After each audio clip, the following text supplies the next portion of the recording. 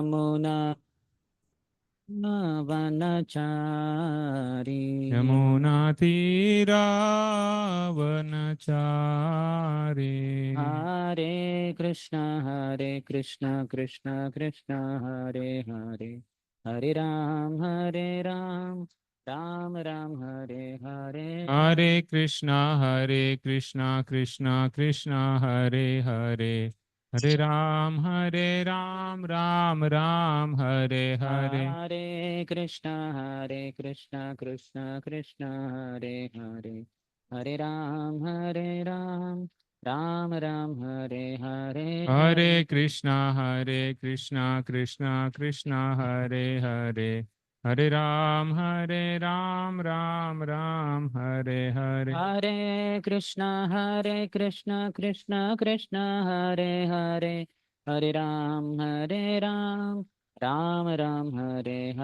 हरे कृष्णा कृष्णा कृष्णा हरे हरे, हरे राम राम राम हरे हरे। हरे कृष्ण कृष्ण कृष्ण हरे हरे, हरे राम राम राम हरे हरे। हरे कृष्णा कृष्णा कृष्णा हरे हरे, हरे राम राम राम हरे हरे। हरे कृष्ण कृष्ण कृष्ण हरे हरे, हरे राम राम राम हरे हरे। हरे कृष्णा कृष्णा कृष्णा हरे हरे, हरे राम राम हरे हरे। हरे कृष्ण कृष्ण कृष्ण हरे हरे, हरे राम राम राम हरे हरे। हरे कृष्णा कृष्ण कृष्णा हरे हरे, हरे राम राम हरे। हरे कृष्ण कृष्ण कृष्ण हरे हरे, हरे राम राम राम हरे हरे। हरे कृष्णा कृष्णा कृष्णा हरे हरे, हरे राम राम हरे हरे। जय गौरानिताय गौरानिताय जय गौरानिताय। गौरनिताय जय गौरनिताय। परिवर जगचार्य अष्टोत्तर शत Shri Shrimati divine grace Abhay Charan Bhakti Vedanta Swami ISKCON founder acharya बीडी founder acharya saviour of the whole world Srila Prabhupada की जय। ओम विष्णुपाद परमहंस परिवर जगचार्य अष्टोत्तर शत श्री श्रीमद भक्ति सिद्धांत सरस्वती गोस्वामी ठाकुर श्रील प्रभुपाद की अनंत कोटि वैष्णव वृंद की नामाचार्य श्रील हरिदास ठाकुर की। प्रेम से कहो श्री कृष्ण चैतन्य प्रभु नित्यानंद, श्री अद्वैत गदाधर श्रीवास आदि गौर भक्त वृंद की। श्री श्री राधा कृष्ण गोप गोपिका श्याम कुंड राधा कुंड गिरिराज गोवर्धन की।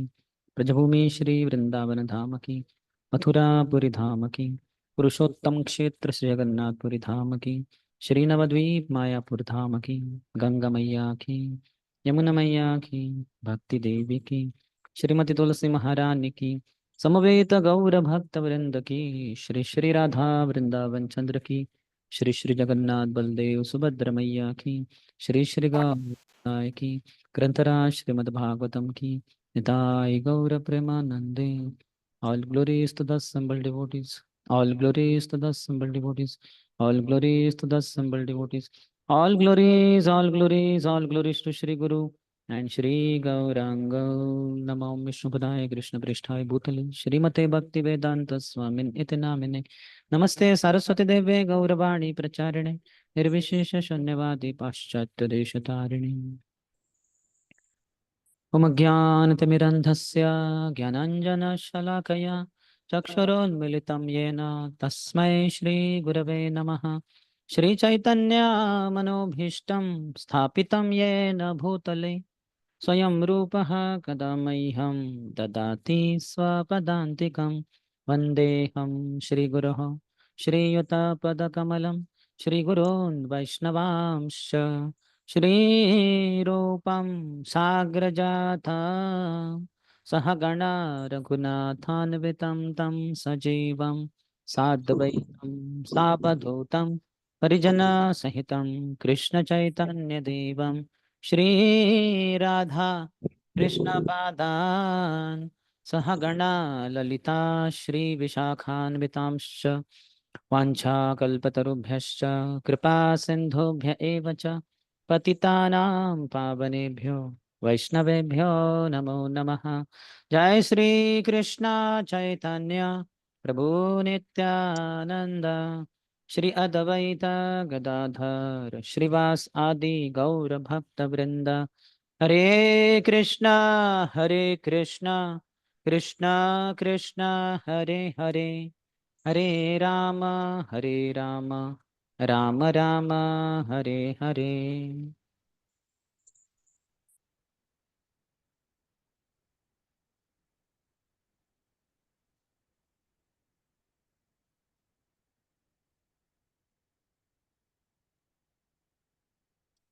हरे कृष्णा हरे Krishna.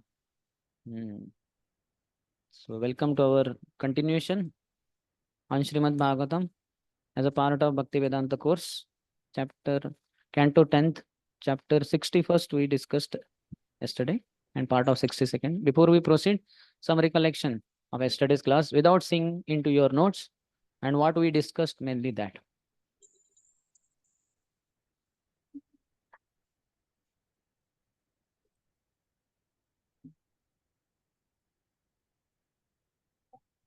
Yes. Yeah.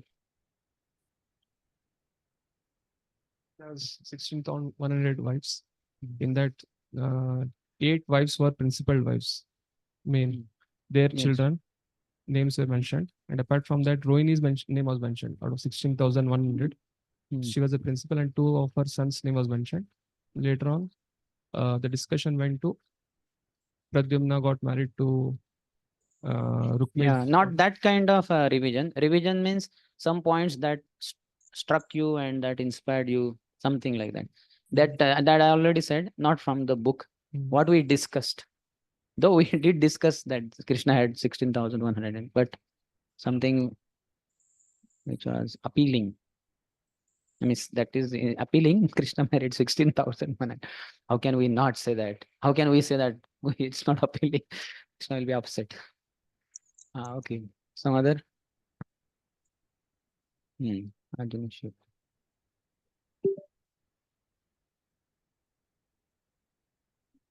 Is this on? About the reciprocation of the queens of Dwarka, means the wife of the Lord with the Lord. So then we were discussing about that Prema, Prema Rupa and Kama Rupa. We were discussing Premamaya and Kamamaya. Yes. So then we were discussing that Lord was not very much attracted towards their what we call the word I'm forgetting. It mentions that Acharya. What? Physical beauty. Physical beauty, but one more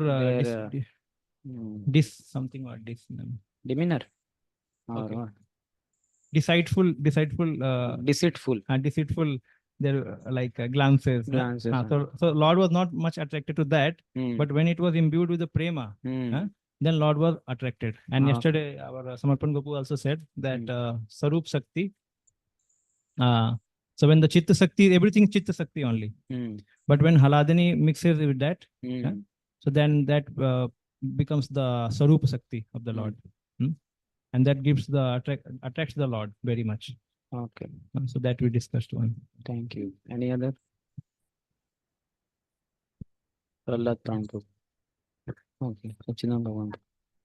Just like Balram, previously he consoled and Rukmini and Rukmi. Later he only, similarly Guru also, he may purify us and he may give mercy. So that is the role of Guru. So in that context, Balram's. Yes. Today morning he told a very nice point. that when you are with magnet, then you get magnetized. When you are chastised, then you should be chaste. You should become chaste. The magnet magnetized, chastise is not chaste. There is no connection in that, but just rhyme. We discussed about how Sashtakam is divided into the so from Shraddha to Prema. First verse is Shraddha, second is Madhu Shraddha, Sadhu Sadhu Sangha, Bhajan Kriya, then third Third is Anartha bhajan Nivritti. kriya. Fourth is Anartha Nivritti. Fifth is you said Nishtha. Nishtha, and then external, the sixth and Symptoms seventh of external, perfection yes, and then internal. internal, eight is Prema. Yes. Any other? Anybody online? Any devotee online?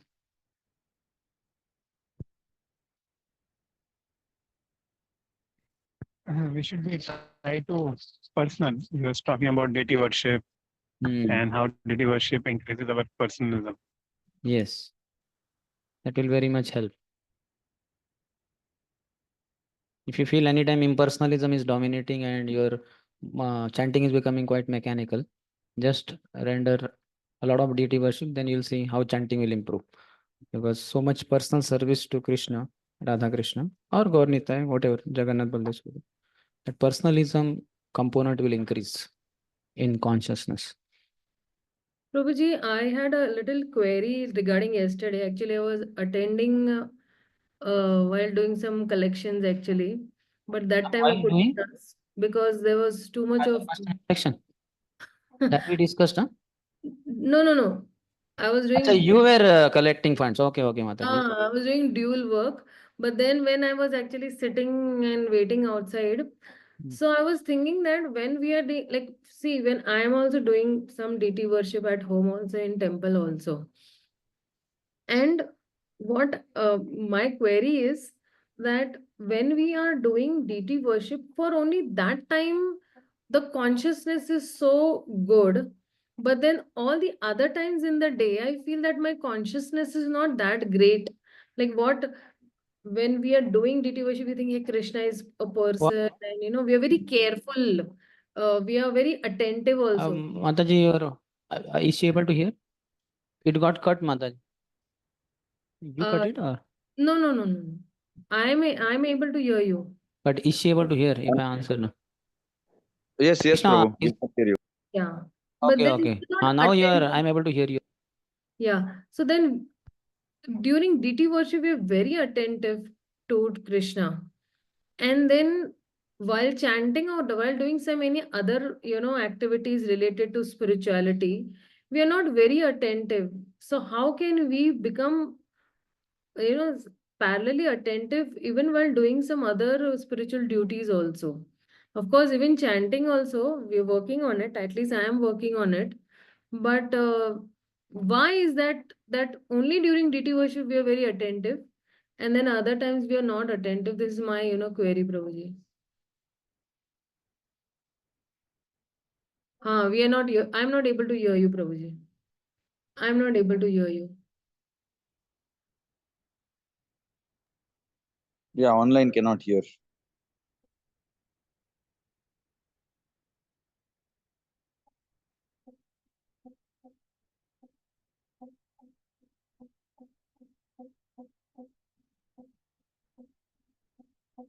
No, not able to hear yet.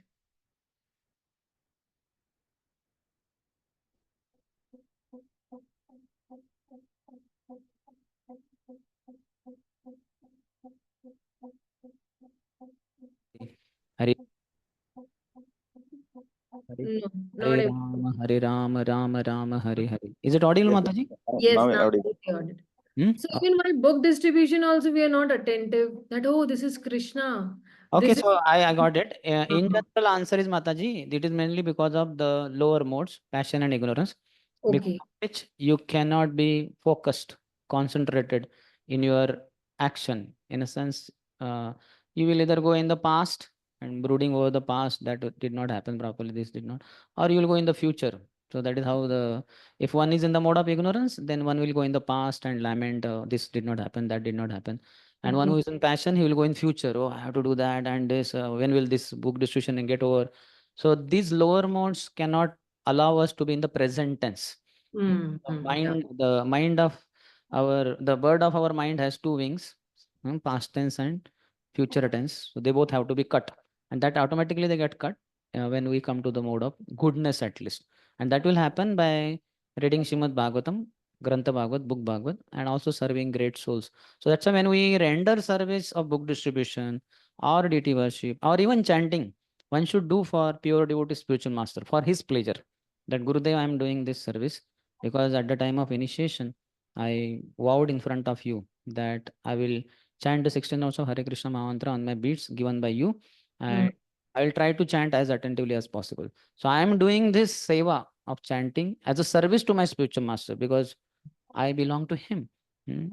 I belong to him. So with that mood, if we do, then it will be easy. Then it will become person Bhagavad Seva.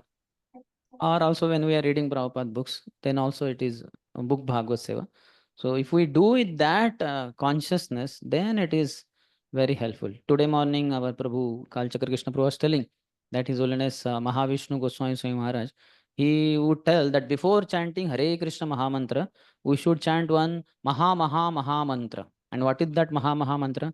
अरे मुझे जाना है, अरे मुझे जाना है, जाना है मुझे, जाना है मुझे, अरे अरे, अरे मुझे जाना है, अरे मुझे जाना है, जाना है मुझे, जाना है मुझे, अरे अरे. That means I have to leave this world, this body in which I am situated. So when we understand, when we speak that, just maybe in the mind or externally, then immediately we understand temporarily I am in this world, in this body, but actually I belong to Krishna, I belong to Golok Vrindavan, and I belong to my spiritual master. He's always in Golok consciousness. So let me connect. So then we will automatically get disconnected from this world and we'll be connected to Hare Krishna mantra, through Hare Krishna mantra to Radha Krishna. Otherwise, it takes long time for us, or more or less, we are always in the material world only. We should be in this world, but not of this world. Padmapatra Ivam Basa, as Krishna says in the fifth chapter of Bhagavad Gita. But unfortunately, we remain stuck only in this material world. And then words keep coming out of the lips, but consciousness is not there. Namakshara bahu hai, nama nahi hoy. Only some syllables are coming out, some words, but it's not pure spiritual. As His Divine Grace Bhakti Vedanta Thakur and also Bhakti Vedanta Thakur say that chanting springs from the heart, not from the lips. Though Prabhupada says that in chanting process, we have to use our upper lip, lower lip, and the ears, and the tongue, three things in pronouncing. Because if I close both my lips and I try to chant with my tongue, I won't be able to produce any sound. And if I only move my lips but not use my tongue, then also no sound will come out. So that is there as far as gross physical level. But more than that, chanting Hare Krishna, that springs from the heart of the devotee. So it becomes all spiritualized when we do it for the pleasure of spiritual master. His Holiness Radhana Swami Maharaj says, Krishna consciousness means to take oneself out of center and to put Krishna there.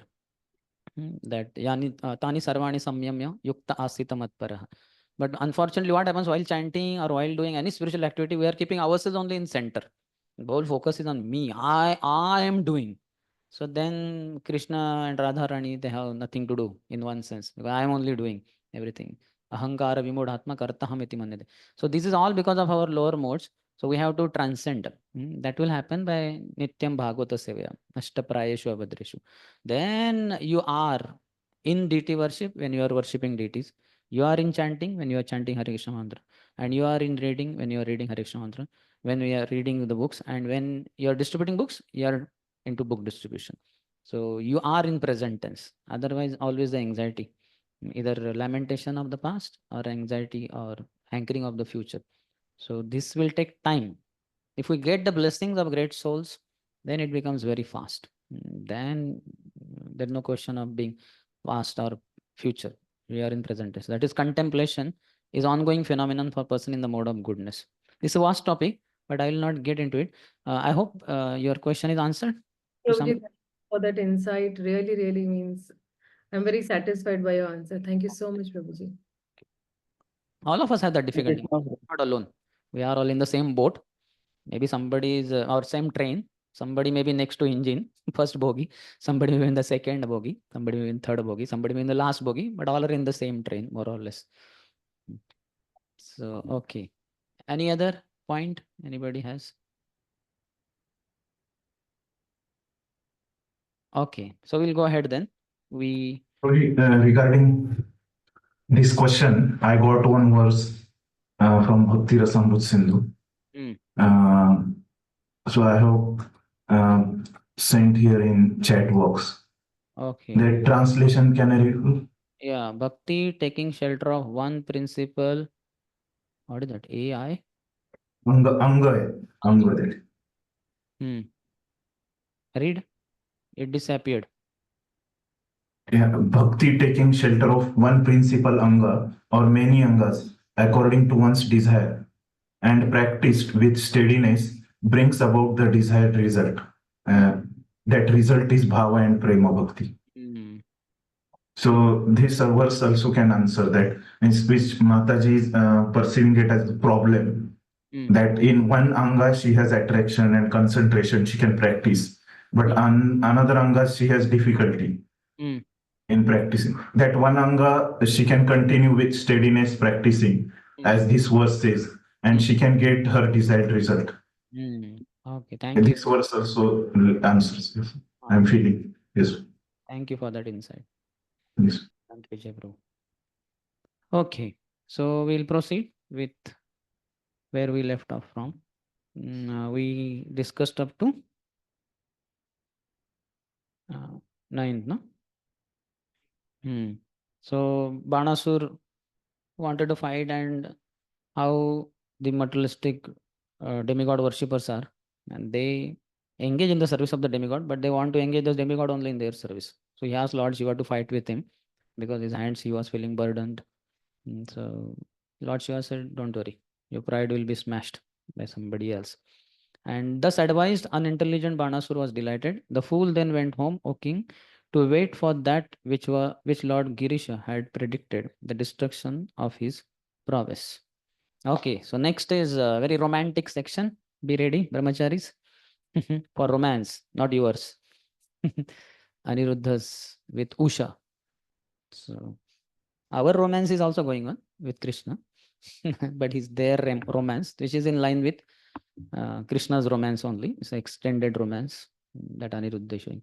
Yesterday, somehow I think we missed out. What is the name of Rukmi's granddaughter who got married to Aniruddha? As far as I remember, it was Rochana. But somehow yesterday in the reading, in my studies I went through, but I don't know how it did not come here. It came, huh? It was there, na? Okay, okay. Afterwards, I was thinking, how did we miss her name? So her name is Rochna, the daughter of this Rukmi. So Aniruddha got married to her. Now this is second marriage that is going to happen. So 10th verse. Tasya usha nama duhita swapne pradyumni naratim kanya labhat kantena pragdrushta shrutena sa. In a dream, Bana's daughter, the maiden Usha, had an amorous encounter with the son of Pradyumna, though she had never before seen or heard of her lover.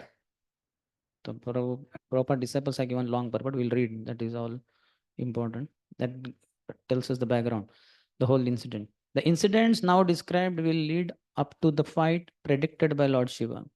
Srila Vishwanath Jagdi Thakur quotes the following verses from Vishnu Puran, which explain Usha's dream. Usha Bana Suta Vipra Parvatim Shambhuna Saha Kridantim Upalakshochai Spruham Chakre Tadashrayam Ashrayam. O Brahman, when Usha, the daughter of Bana, happened to see Parvati playing with her husband, Lord Shambhu, Usha intensely desired to experience the same feelings. So first of all, how can one dream only like this? But she is fortunate. She could.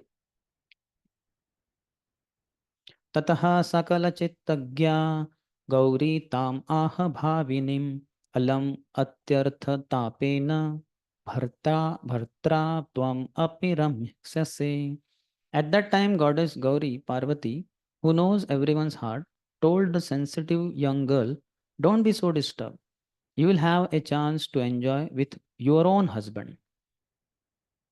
इति उक्ता सा तदा चक्रे कदेति मतिम आत्मनः को वा भर्ता ममेति एनाम पुनरपि आह पार्वती.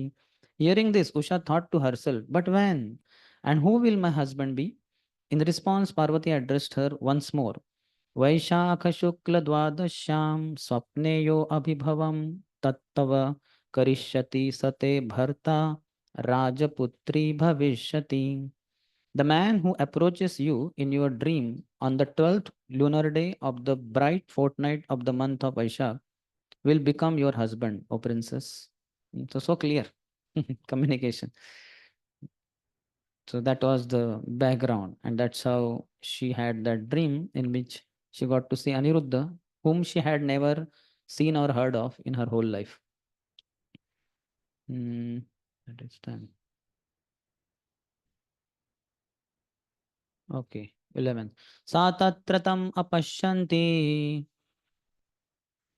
क्वासी कांतेति वादिनी सखिनां मध्य उत्तस्थो विह्वला व्रीडिता भृशम. Losing sight of him in her dream, Usha suddenly sat up in the midst of her girlfriends, crying out, "Where are you, my lover?" She was greatly disturbed and embarrassed. Coming to her senses and remembering that she was surrounded by her girlfriends, Usha was naturally very embarrassed to have cried out in that way. At the same time, she was disturbed by attachment to the beloved man who had appeared in her dream. So she wants to be with him, but she is concerned. I mean, she got embarrassed that this, though things were not very clear, but they were clear also because my lover word was used.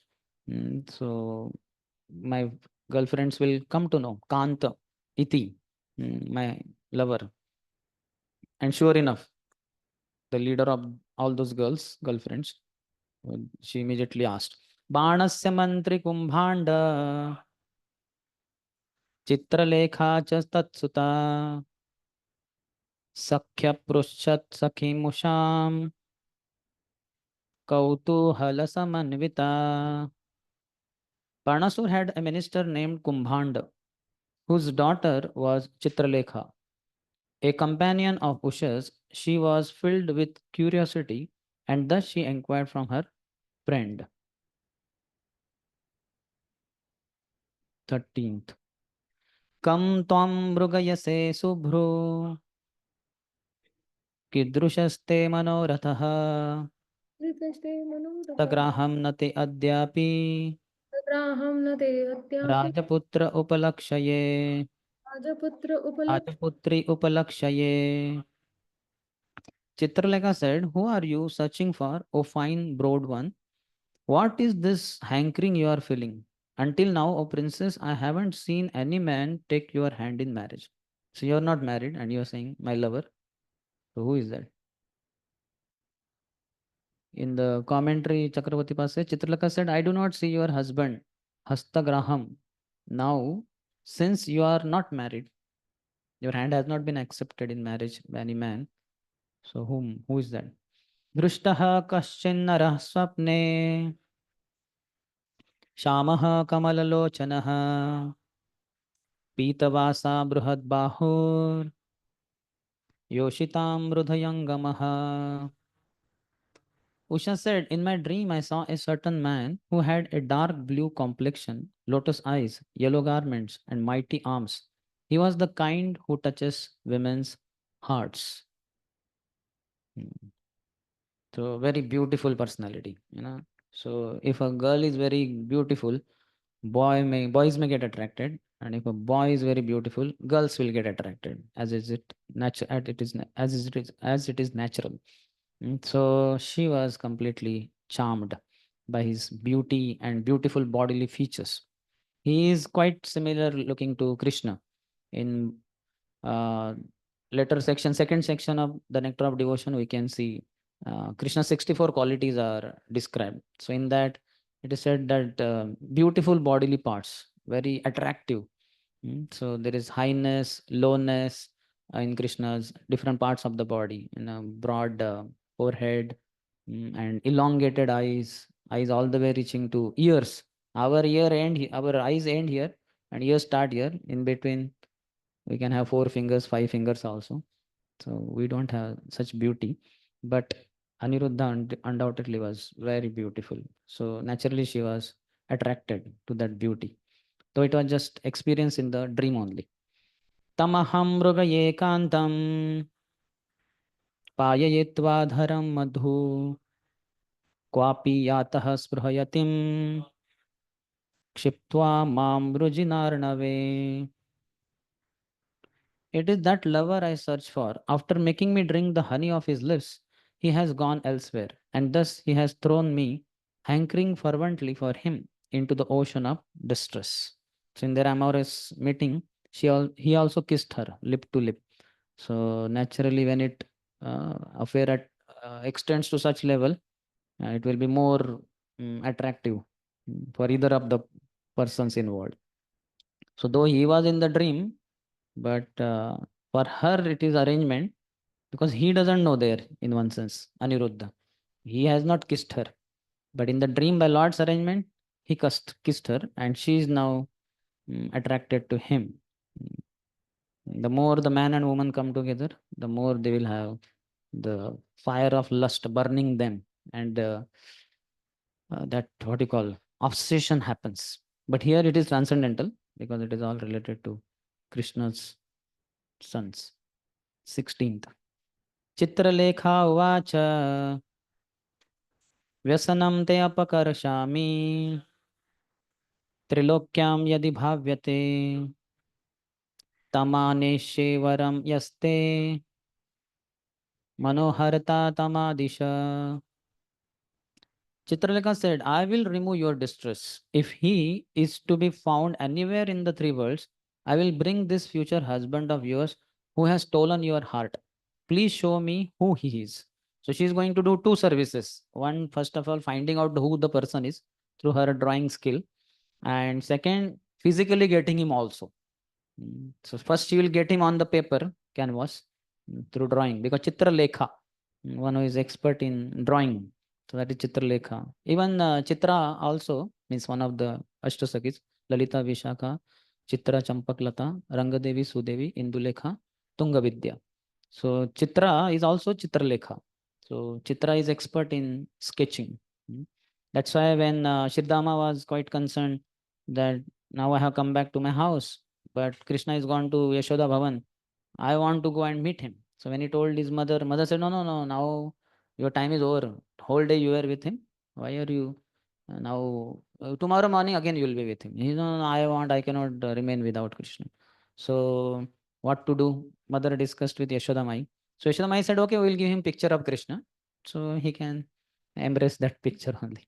So then who will draw the picture? Chitralekha, Chitra. So immediately Yashoda Mai sent message to Chitra, come, I have service for you. She came running. And she said, yes, what is that service? You draw the sketch of Krishna. So okay. So for whosoever sketch you are drawing, he has to be still. He has to be in a steady posture so that you can draw in that particular way, posture and position. But then Krishna is very restless. So he's looking here and he's going also. He's not even also sitting. So Chitra had a difficulty. Not able to, because he's so much moving. So then she was wondering. And another Sakis told that, have you taken permission, blessing of Radharani? She said, no. She said, nobody in the creation can capture Krishna. Only she can. So you came just like that. She said, because Yashodamai called, so I thought, yes, I did not know all that details. They said, you go and take her blessing. So immediately she ran. She went to Radha and said, Radharani, I need to draw a sketch of Krishna. Please bless me. She said, yes, I bless you. You go ahead. You will be able to draw. So then she came back. And again the same thing. Krishna is continuing with his restlessness, here running, here, there, looking here, looking there, talking to others. So then, but she could capture one particular posture, one position of Krishna in her mind by Radharani's grace. And she could, seeing that in her mind, she could sketch it. And that was given to Sridama, who was very happy. He would embrace that photo of Krishna and sleep peacefully on the bed for whole night. So we can see capturing Krishna is not possible without Radharani's blessings. She only can capture him. He is very restless. Restless in a transcendental sense. Cut.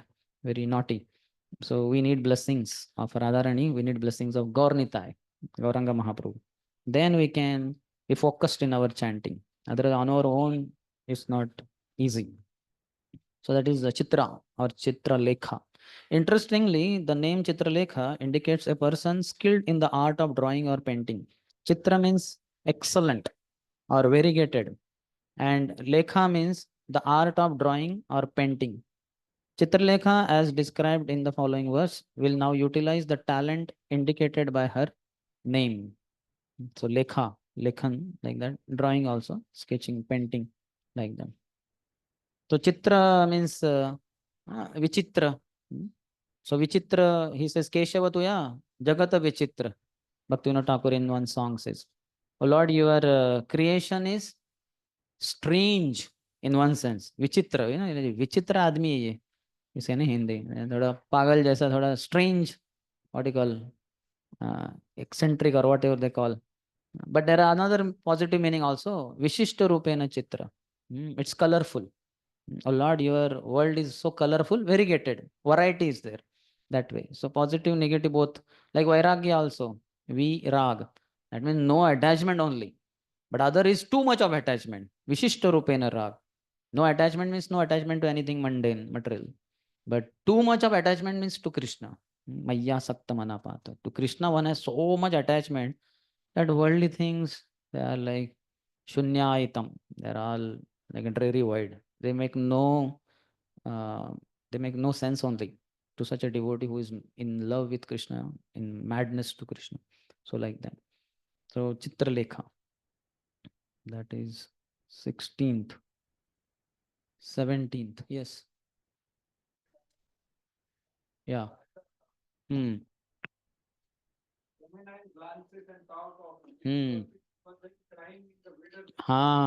can tell in mic. Yes. I know the verse, I don't know. But Ashaya Gambhir. That our Gaurang stresses a lot. His Ashay was very deep. What is that Ashay?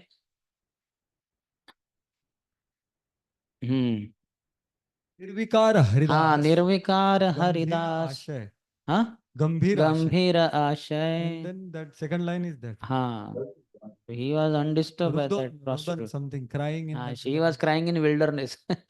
In her fantasy, she is thinking that how I'm charming him. That was her own imagination. Haridas Thakur was deeply absorbed in holy name. She was crying in wilderness only. So that kind of absorption is required. So we should be begging for the blessings of Guru, Vaishnavas and Hari. Then we could have. Okay, 17th.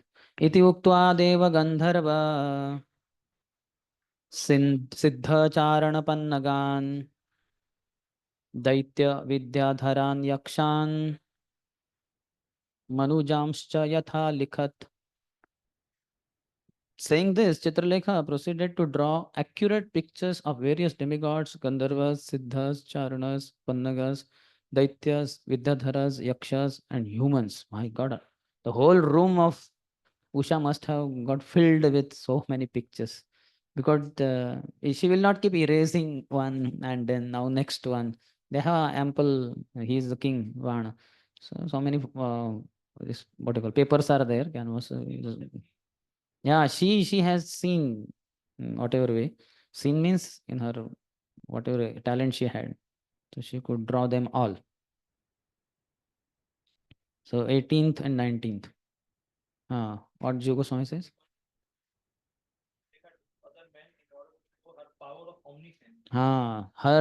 This Chitralekha also has her omniscience. She can just, her mind can go in heavenly planet and see the demigods and draw them also. It can go to Kinnarlok and draw the Kinnaras there, the most beautiful. So certainly those who fit in the description, that bluish color, lotus eyes, all that description. So whosoever fitted in that, and many of them will fit because they are pious beings. But bluish color still is peculiar to him only. Manujeshu sa cha nothing. No? Manujeshu cha savrishnin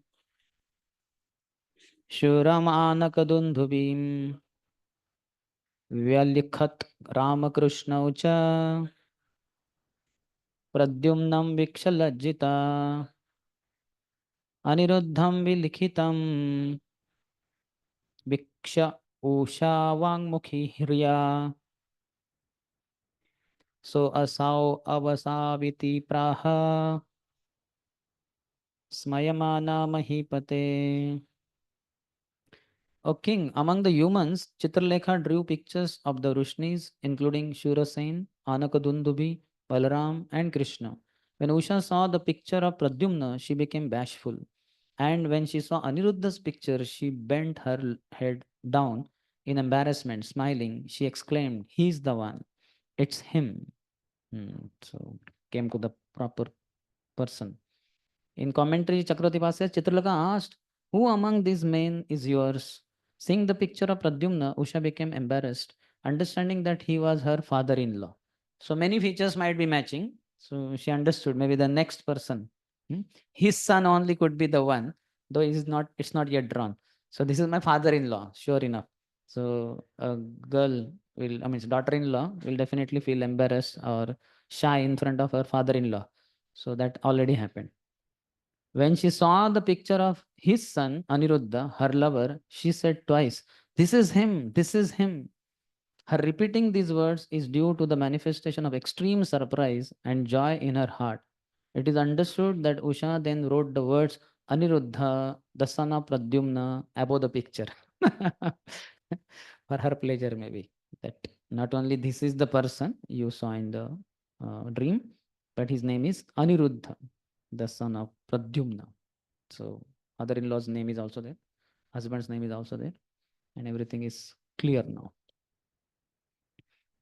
चित्रलेखातमाज्ञाय पौत्रं कृष्णस्य योगिनी ययो विहाय सा राजन् द्वारकां कृष्णपालिताम्. Chitralekha, endowed with mystic powers, recognized him as Krishna's grandson, Aniruddha. My dear king, she then traveled by the mystic skyway to Dwarka, the city under Lord Krishna's protection. So, where, any idea? Any acharya has mentioned where Banasur's palace was?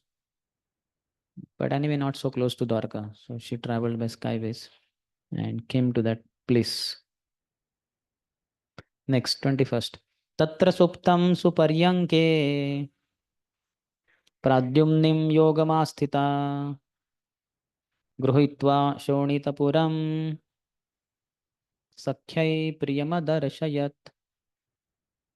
There she found Pradyumna's son Aniruddha sleeping upon a fine bed. With her yogic power, she took him away to Shonitpur, where she presented her girlfriend Usha with her beloved. Purport by Prabhupada's disciples. Srila Vishwanath Chakra Thakur comments as follows on this verse. It is stated here that Chitralekha resorted to mystic power, yoga masthita. As explained in the Harivamsha and other literatures, she needed to employ her powers because when she arrived at Dwarka, she found herself unable to enter Lord Krishna's city. At that time, Sri Narad Muni instructed her in the mystic art of entering. Some authorities also say that Chitralekha is herself an expansion of Yoga Maya. Rivol. So Narad Muni, see how expert in the rendering service. He's always there for any kind of service anywhere in the creation. He only taught her how to have that mystic art, and by which what does he write? What does he say?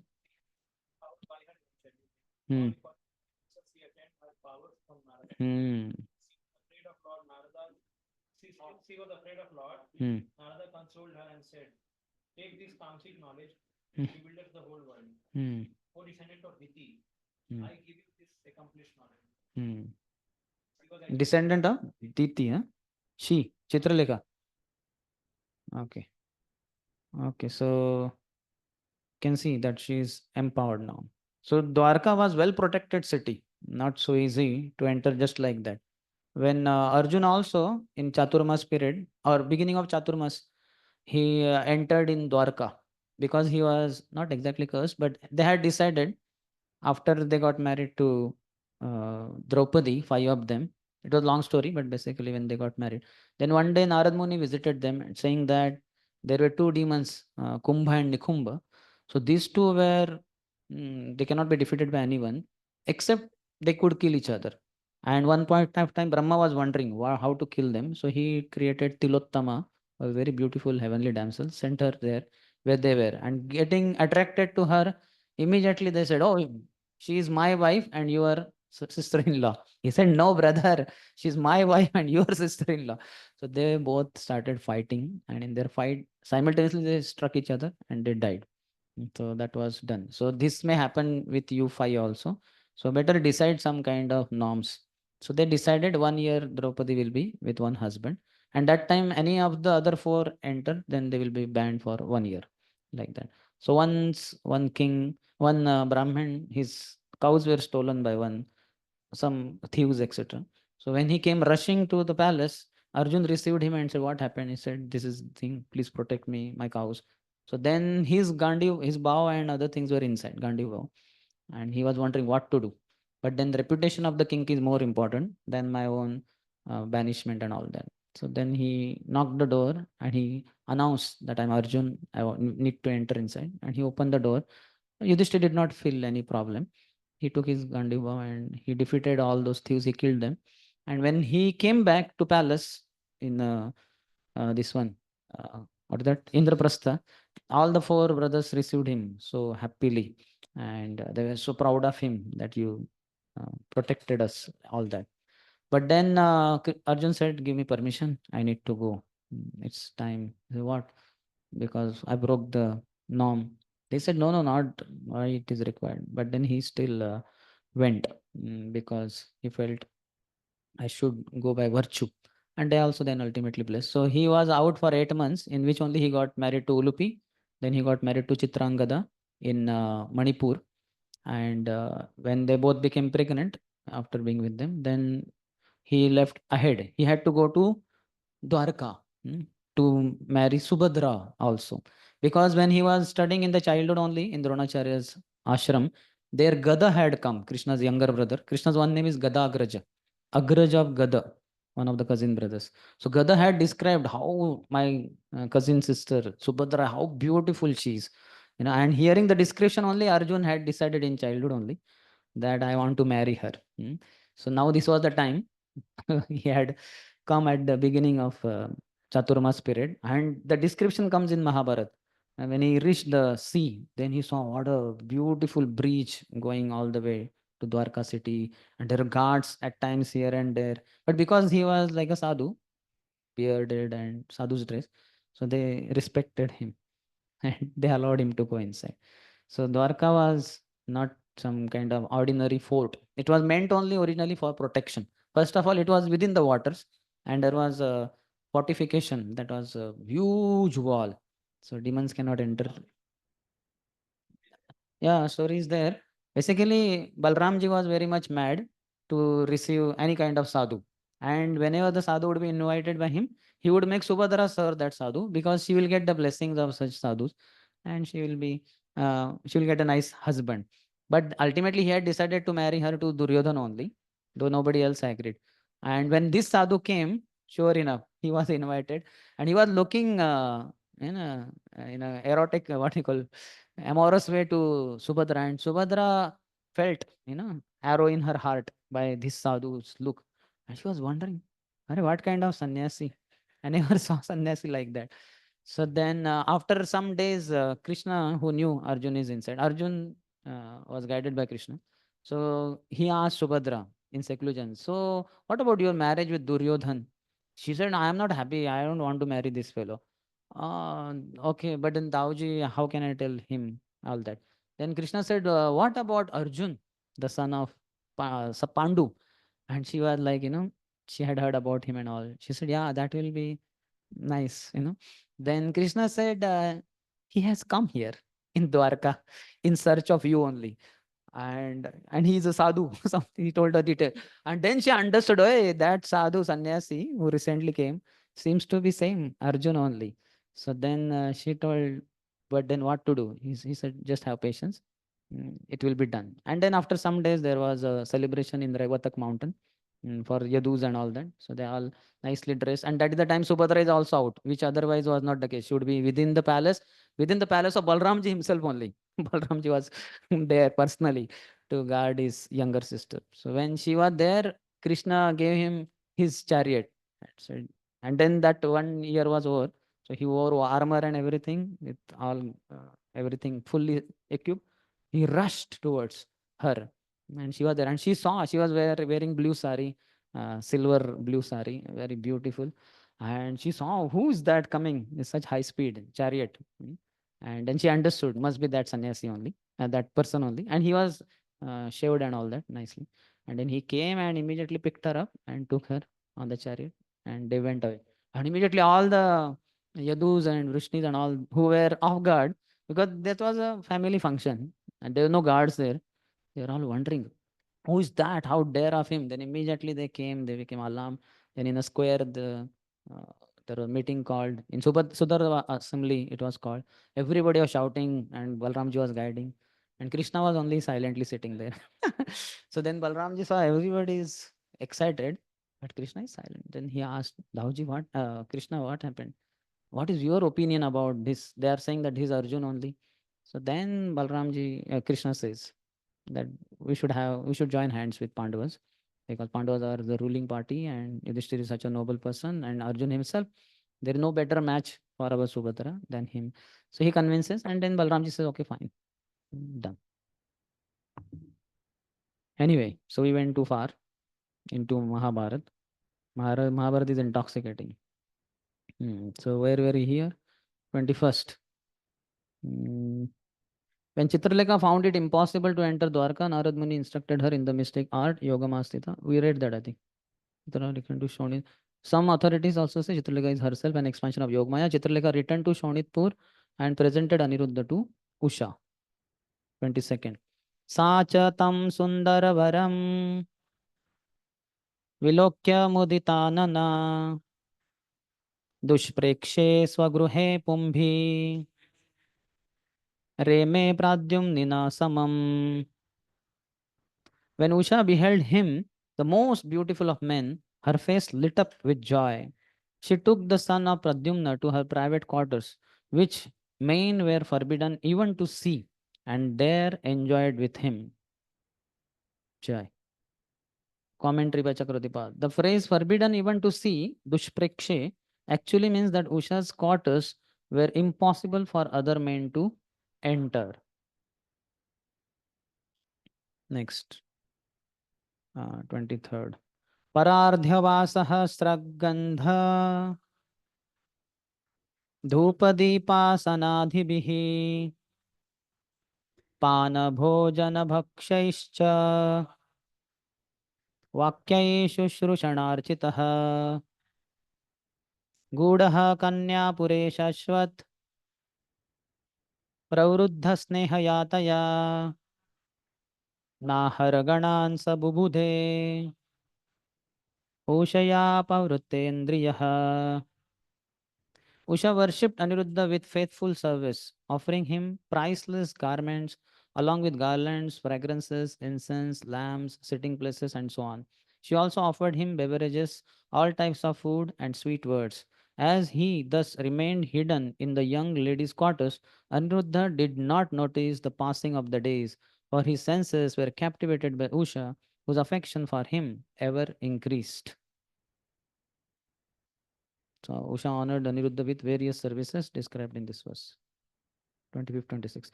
Tam, yes. Daughter of Banasona.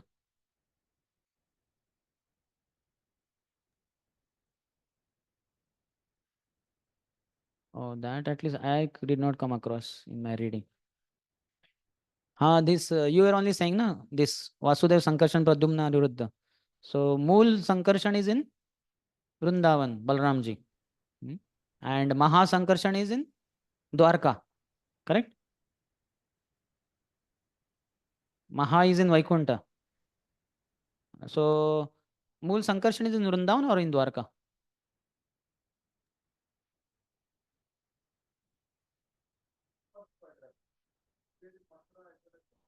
He's in Mathura and Dwarka. Okay. So that is Mool Sankarshan. Only Balramji is there. So Vasudeva and Sankarshan, these two are there in Mathura. But in Dwarka, Vasudeva, Sankarshan are there, and Aniruddha and Pradyumna are also there. So first quadruple expansion. And second quadruple expansion is in Vaikunta. They are kind of what they are. They have their roles. So they are. Okay. So that is the understanding. As far as Usha goes, we don't know. Exactly, I don't know.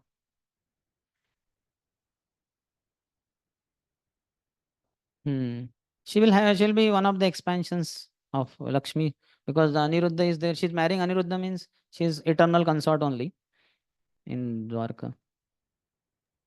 There may be some details like Radharani expands into 3 forms: the millions of gopis in Vrindavan, then 16,108 wives in Dwarka, and Lakshmi in each of the Vaikunta, wherever the Lord is in Narsimha, Matsya, whichever form. So some other details may be there, remote or further expansions, because when Krishna expands eventually to Aniruddha, so Radharani also must be expanding to Usha. But that detail we have to find out wherever it is available. Okay, 25th, 26th. Tam tatha yadu virena bhujyamanam hatavrataam Jamanam hata bhir chakrur lakshayam tam chakru yad pritam durvachadai Itam durvachadai apritam durvachadai Itam hata durvachadai avedayam chakru Avedayam rajamste duhiturvayam Chakte yashtam duhitarvayam lakshayama De lakshayam अन्यायः कुलदूषणम्. Naya kuladoshanam.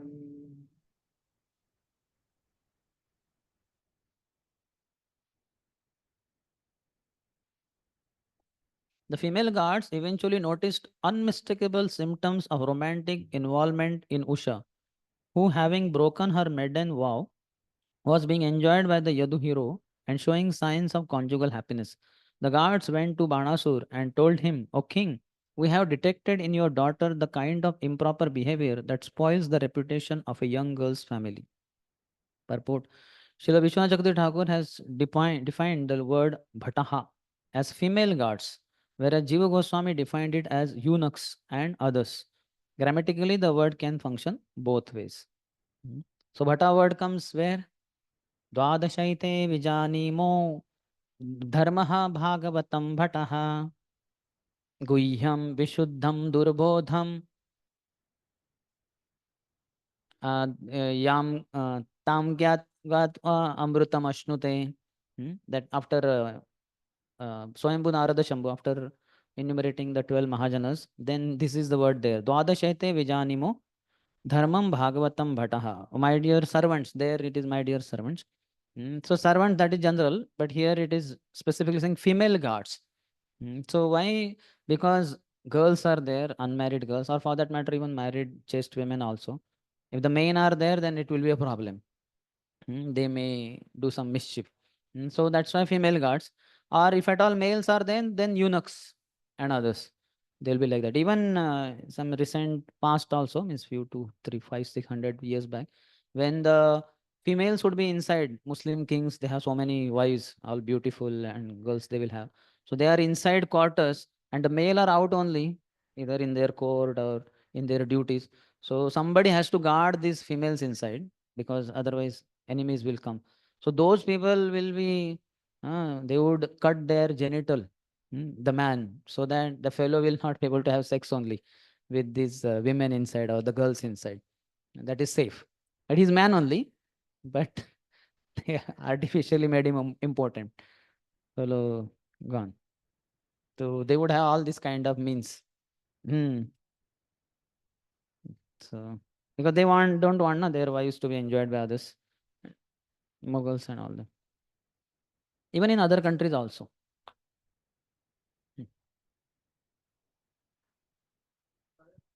Yog Maya, they say. This is Yog Maya. Yog Maya seems to have many expansions, Like Purnamasi is also expansion in Vrindavan. Yeah. Draupadi is Yogmaya? Vrunda Devi. So, but they also expand from Radharani. Yogmaya is like In Chaitanya Charitamrita, 3 expansions only told. I narrated them. So far, as far as I have heard, Subhadra is Yogamaya. And Purnamasi is also Yogamaya. we say internal. And some others here it is said that some say even Chitralekha is expansion of Yogamaya. So we say Antaranga Shakti, Hmm. Bahiranga Shakti. So Antaranga is Yogamaya, Hmm. Bahiranga is Mahamaya. So Yogamaya, Antaranga we say Radharani only. So like Subhadra. Antaranga Shakti has 3, na? Satchidananda, Sammit, Sandhini and Ladini. So Ladini is predominated by Radharani. Then Chit is under Krishna and Sat, Sandhini is under our Balramji. So like that. So we see like she is like Miss Subhadra, spiritual body. So like the Arjuna getting married to Subhadra. So Arjuna is like a jiva, ordinary. Miss of course devotee. But then how and what the children they are spiritual body. That much I have not heard. But when Vyasdev, Drupad is not convinced, how can my daughter Draupadi be married to 5 men? This we have not heard of. So then Vyasdev comes. A lot of discussion goes on. So Vyasdev takes him privately in another room somewhere and tells him that this is not, don't think this is uncommon. This also has happened in the past. There was one girl called Jatila who married 7 sages simultaneously. Similarly, Marisha, so daughter of Kandu and Pramlocha, she was also married to 10 Prachitas. So, and he tells Draupadi in her previous life had worshipped Lord Shiva, and when Lord Shiva appeared to her, then she said, I want a husband, I want a husband, I want a husband, I want a husband, I want a husband. 5 times. So Lord Shiva said, okay, you'll have 5 husbands in the next life. So that is also the background. And don't think these Pandavas, 5 brothers, to be some ordinary people. So Vyasdev, by his divine potency, he reveals to Drupad alone in the room that how each one of these Pandavas, Yudhishthir, Bhim, Arjun, Nakul, Sadev, they were Indra sometime or the other. They had been serving in the post of Indra. They were very beautiful, Indra's post. So, and then Drupadi is quite convinced, yes, they all 5 can marry my daughter. And then they both come out, and then the marriage happens. Yudhishthir, Bhim, Arjun, Nakul, Sadev, they marry. So Subhadra's, I'm asking like Subhadra's marriage Subhadra's, with Arjun. So this is Arjun, at least this is known. I don't know some other divine, any or Samarpan Gopru knows? So we don't know. Demigod also. Narayan he is saying, Narayan comes as Krishna, Nar comes as Arjun. So he's not some ordinary person anyway. It is like Jiva Tattva only. That, yes, some particular, that's what we hear. About this particular Arjun, we don't know. Prabhuji, with Draupadi, she asked 5 different, this Vardhan. She said that I want, a husband who is very good in archery. I want a husband who is very good with Gada. I want a husband. And that's how actually then Lord Shiva, gave that, That Vardhan. may be one version. What I read in Krishna Dharma Prabhu's Mahabharata, this is what I have heard also. So this was, as far as I remember, this is from there. I had heard from Govind Prabhu. Actually, I had heard from Govind Prabhu this, that he said that. Maybe there. Yeah. Yes. Basically, Draupadi asked that I want a husband who is a great archer. I want a husband who will be good in mace fighting. So like that 5 features are in 5 Pandavas.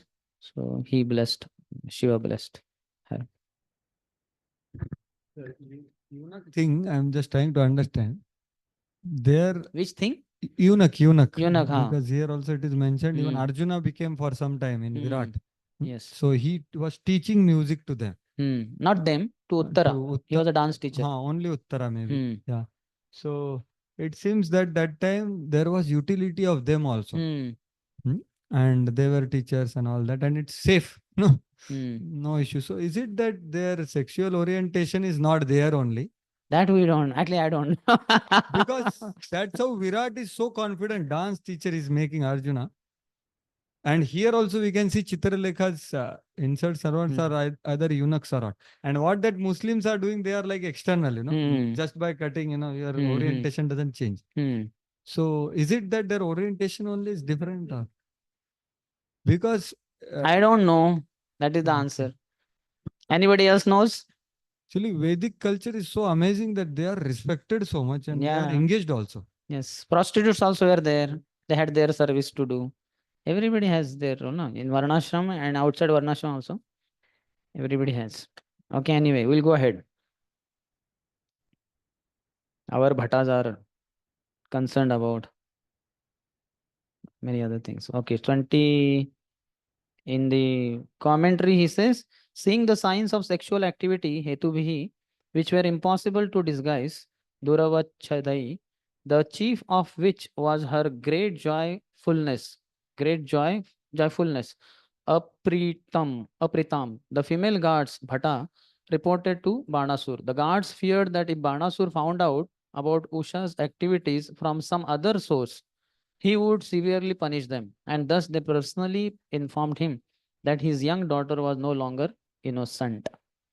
So, when a girl is in love with a boy, she will show that thing. In general, girls they have that peculiar nature. You must have seen in your sisters and others. So they will be laughing, giggling, that kind of thing. Just like when Dvida also came, that fellow had what do you call, wrong intentions. But these girls were innocent gopis. They did not understand. And they were also kind of responding by laughing in their innocence. And ultimately, when his malicious intentions were revealed, then Balramji took care. Anyway, so girls in general are like that. And in particular, if they are in love with some boy, then the symptoms will change. And for that matter, anybody who has that kind of thing, his facial expression, physiognomy and all will change. We find in the case of Vibhandaka's son also, Rusheshringa, who was a pure brahmachari, because in life he knew nothing about women. That women kind of species does exist in creation. He never heard of, seen anything. So he was very pure. But one point of time when Rompad Maharaj had sent these Rishi Kumaras, who were girls only, dressed as boys, and they came, Muni Kumaras, and they played with him. He was wondering who are these, how they are so charming. For a boy, the girl's beauty will be charming only. But he did not understand these are girls. And then they said, let's play. He played. And while playing, they pressed his hand. They embraced him. And he was getting agitated. He never had such kind of experience. But after some time, they left. When they left after some time in the evening, Vivanda Rushi came back from his forest thing.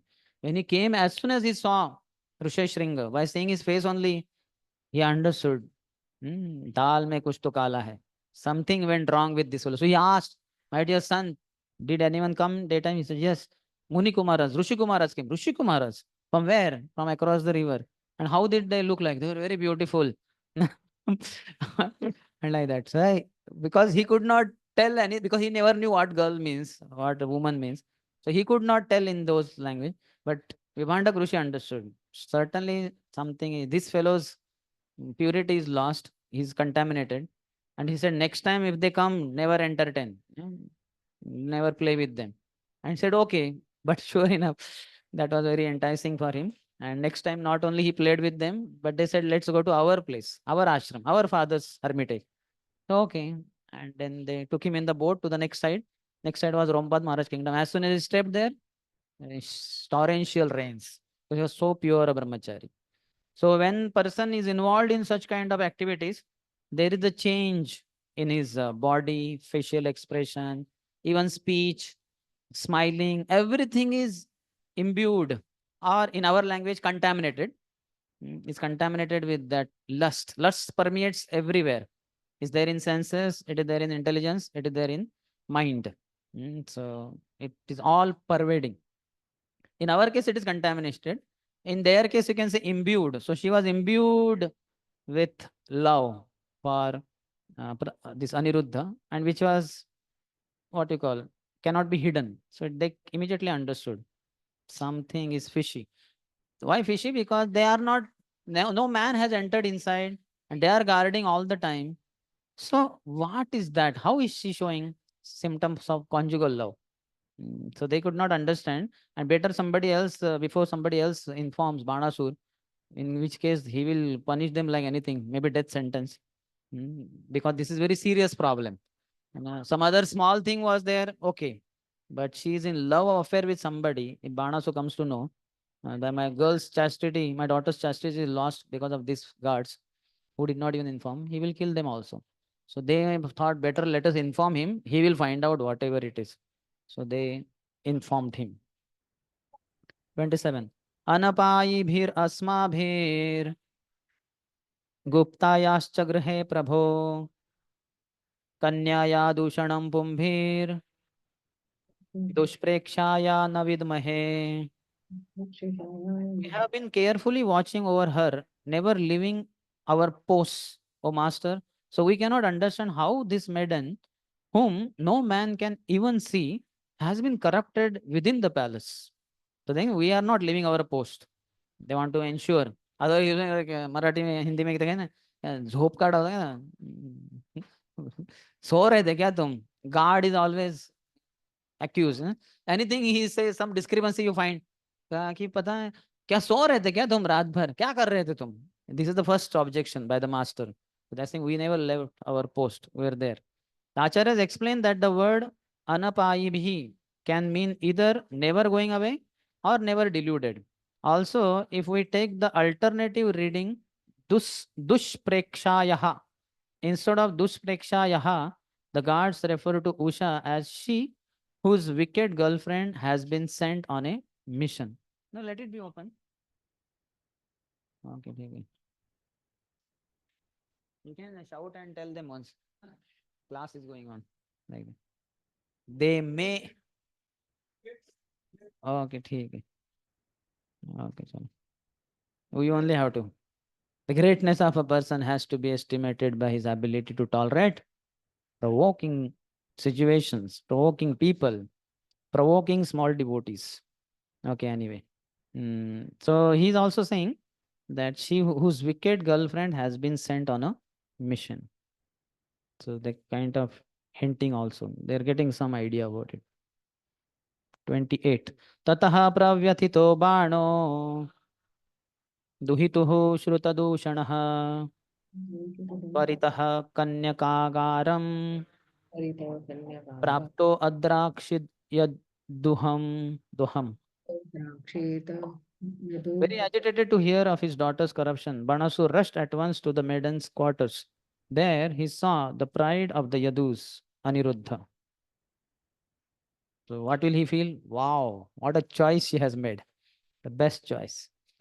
Nothing better could have been a choice. Somewhere I had read before. This time reading I did not come across. But he appreciated that he is only fitting. Na? There could be no man better than him. So she chose the best. But that he cannot speak it out and all. He has to be angry only. That first, because she is not married also. And having affairs also with him. How dare of her. And that too without his permission. And in his palace only, where the guards are there. So naturally, false ego will come to surface. But little bit, because he's also coming in Bali's dynasty, na, Prahlad's dynasty. So he appreciated also. Wow, so beautiful. Maybe in Krishna book it is there, huh? Maybe. I have read somewhere, but I don't remember where. No, nobody has seen. Only Chitralekha brought when he was also sleeping. When he was getting kidnapped, he was also not knowing. Only when he was brought to palace inner quarters, there only Chitralekha knows and Usha knows. No third person knows. Vanasur first time saying. That's why he appreciated, no? Means in that sense. Wow, this is fitting son-in-law. My daughter is very wise, very intelligent. Okay, but false ego will not allow that way. So that we'll see what his false ego is saying. Kamatmajam tam bhuvanaika sundaram Peshangambara ambujakshenam Brahadbhujam kundala kuntalashticha Mitabhalokena cha manditananam Divyantamakshaihi priyayabhinrumnamnya Tadanga sangastana kumkumasrajam Pavhordadhanam madhumallikashritam ऊर्ध्वधानां मधुमल्लिकाशितां तस्याग्र आसीनमवेक्ष विस्मितः. स्याग्रस्य तस्याग्र आसीनमपि Banasur saw before him Cupid's own son, possessed of unrivaled beauty, with dark blue complexion, yellow garments, lotus eyes, and formidable arms. His face was adorned with effulgent earrings and hair, and also with smiling glances. As he sat opposite his most auspicious lover, playing with her at dice, there hung between his arms a garland of spring jasmines that had been smeared with kumkum powder from her breasts when he had embraced her. Banasur was astonished to see all this. Vismitaha. Smita word is there in that. Amazed. Purport. Banasur was amazed at Aniruddha's boldness. The prince was calmly sitting in the young girl's quarters, playing with Bana's supposedly married daughter. Unmarried daughter. In the context of the strict Vedic culture, this was an unbelievable thing to witness. And in the commentary, Chakratipa says the word Abhinrumnayaha means with Usha, who was all auspicious. Panasur was amazed, thinking, how audaciously this very bold one acts with her. 31. Satam pravishtam vrutamatayabhir bhattair anaikair avalokya madhavaha udyamyamorvam parighamyavasthito द्यम्यमौरवं परिग्रस्तव्यस्थितो Tapodandadharo jigamsaya. दण्डधरो Seeing जिघांसया Banasur enter with many armed guards, Aniruddha raised his iron club and stood resolute, ready to strike anyone who attacked him. He resembled death personified, holding his rod of punishment. Chakratipa says Aniruddha, Madhva, or Madhav kind of, raised his club made of a special kind of iron called Muru, Mauruvam. So Madhav's son, Madhva. His grandson, but same kind of lineage. So Madhva is one word for him. And this is special club. Iron, but not an ordinary iron. There, no? Yeah. So that's what I was thinking. Somewhere I had read previously. What is written in Krishna book? Who was a Cupid himself. Hmm. Banasura saw his daughter and Aniruddha as a suitable match. Yet for the family prestige, he did not like the combination at all. Yeah. Yes. He appreciated the fact that Usha could not Have been. could not have selected anyone in the three words more beautiful. Yeah. Aniruddha's complexion was brilliant and swarthy. He was dressed in yellow garments and he had eyes just like a lotus petals. His arms were very long and had nice curling bluish hair. The curling says of his glittering earrings and beautiful smile on his lips were certainly captivating. Still, Banasura was very angry. Yes. So false ego certainly will be prominent, but he also appreciates that this is it. Just like when that fellow also, who was he? Nahi.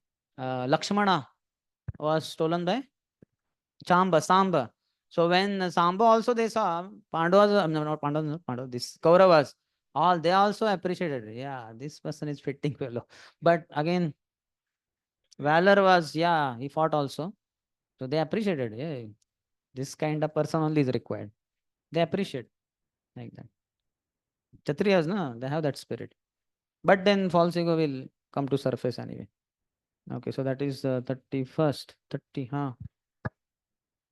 Yeah, I don't know whether to ask or not, but nevertheless, Ask anyway. I will ask because this August assembly of Bhakti Vedanta students, Yeah, it's August month only. which is August month. the month of August. Yeah, all assemblies are August assemblies in this month. Yeah, Because August because month we is- are all with devotees all the Ah. time. So all are August assemblies.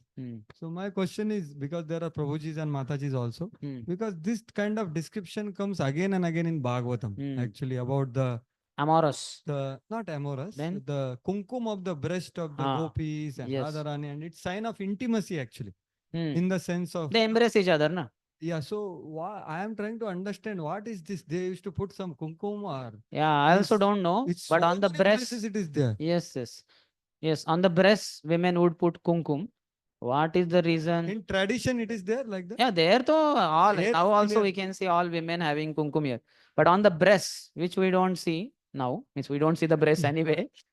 but doesn't seem to just- be the feature in Kali Yuga. Any tradition? Prabhuji, can I answer this question? Mataji That's knows. why I'm asking. She Thank must you, have Mataji. Please studied go Mataji. ahead. Yes. Prabhuji, Kumkum na is representing Shri. Shri And yeah, Shri.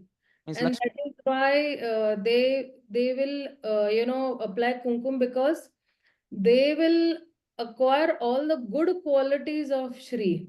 And that is why they will apply kumkum on over there, so that the good qualities, and plus they will remain chaste also, just as Shri is chaste. So they will also remain chaste, and that is why that is being applied on the this. That is why. Where is it mentioned, Mataji? Where did you come across? Prabhuji, I had heard it from one of the disciples of Srila Prabhupada, Okay. Narayani Mataji. Yes. Vedas are so vast and so many things are mentioned. Everything has a reason and meaning, all that. Thank you so much, Mataji. Hare Krishna. Hare Krishna. Welcome, Prabhuji. Yes. Give him the mic.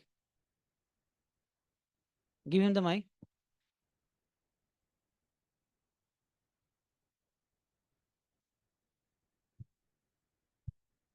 Just asking, like we know that Krishna, the playing with the gopis. So Krishna does not, it's like a parakya. Not like, it is. No, means that is parakya. That is parakya. But here is a swakya ras, or what you can married ras. So here he is not Here they are not married anyway. not married, correct? So now just checking, I'm asking, before marriage, so even Aniruddha is already cultured from there. And he's like behaving like a very innocent boy, living in the quarter of her. He's not asking any question also. I mean, I'm asking. That is told there that he was charmed by service and but her beauty. There is nothing wrong. A boy will.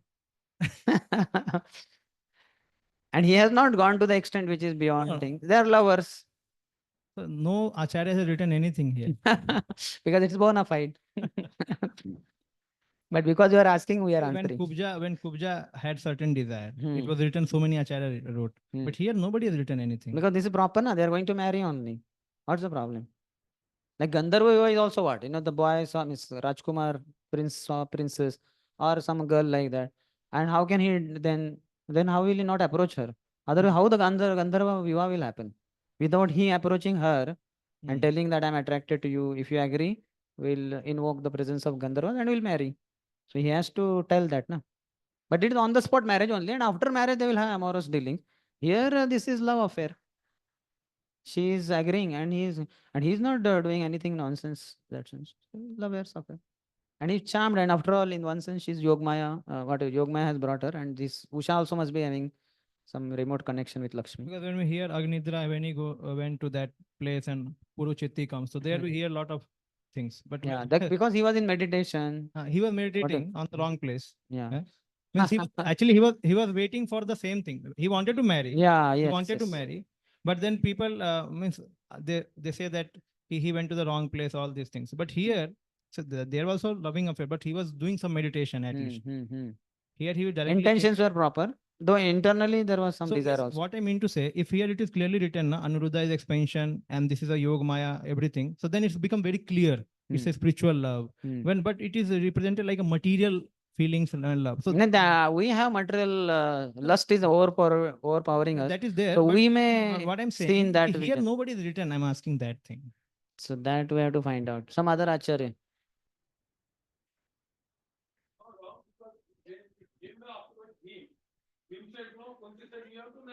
No. Kshatriya, but it's a Bhagavatam, na.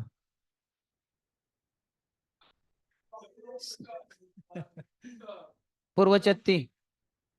No, they are married. But Purvachatti and Agnidra. So this is like one case. For us, Naistik Brahmacharya. Naistik Brahmacharya ki chai. Chalo, let us go ahead, Prabhus. My God, this is Brahmachari battlefield. Open the windows. Somebody wants to escape, he can jump from here. Yes. No, yes.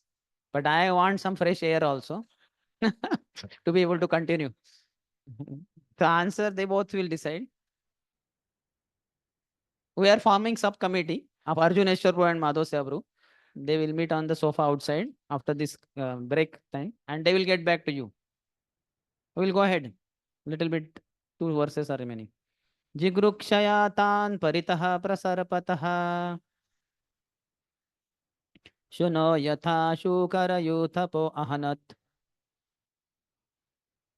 ते हन्यमाना भवनाद्विनिर्गता निर्भिन्नमूर्धोरुभुजः प्रदुद्रुः. As the guards converged on him from all sides, trying to capture him, Aniruddha struck them just as the leader of a pack of boars strikes back at dogs. Hit by his blows, the guards fled the palace, running for their lives with shattered heads, thighs, and arms. 33rd. Tam nagapashair balinandano bali घ्नन्तं स्वसैन्यं कुपितो बबन्धः उषाभृशं शोकविषादविह्वला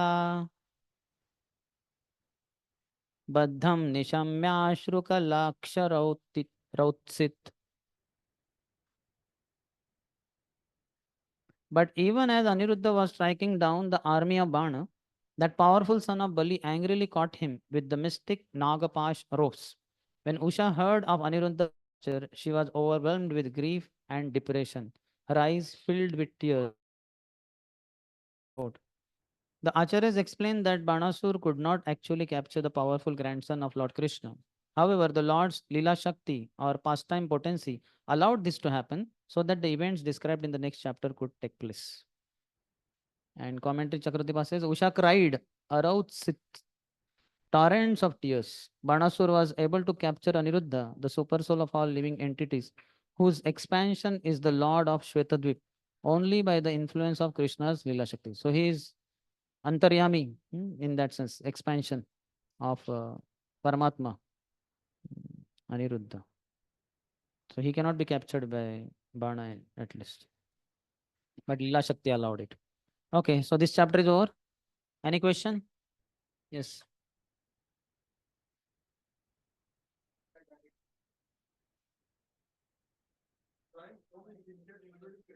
Hmm.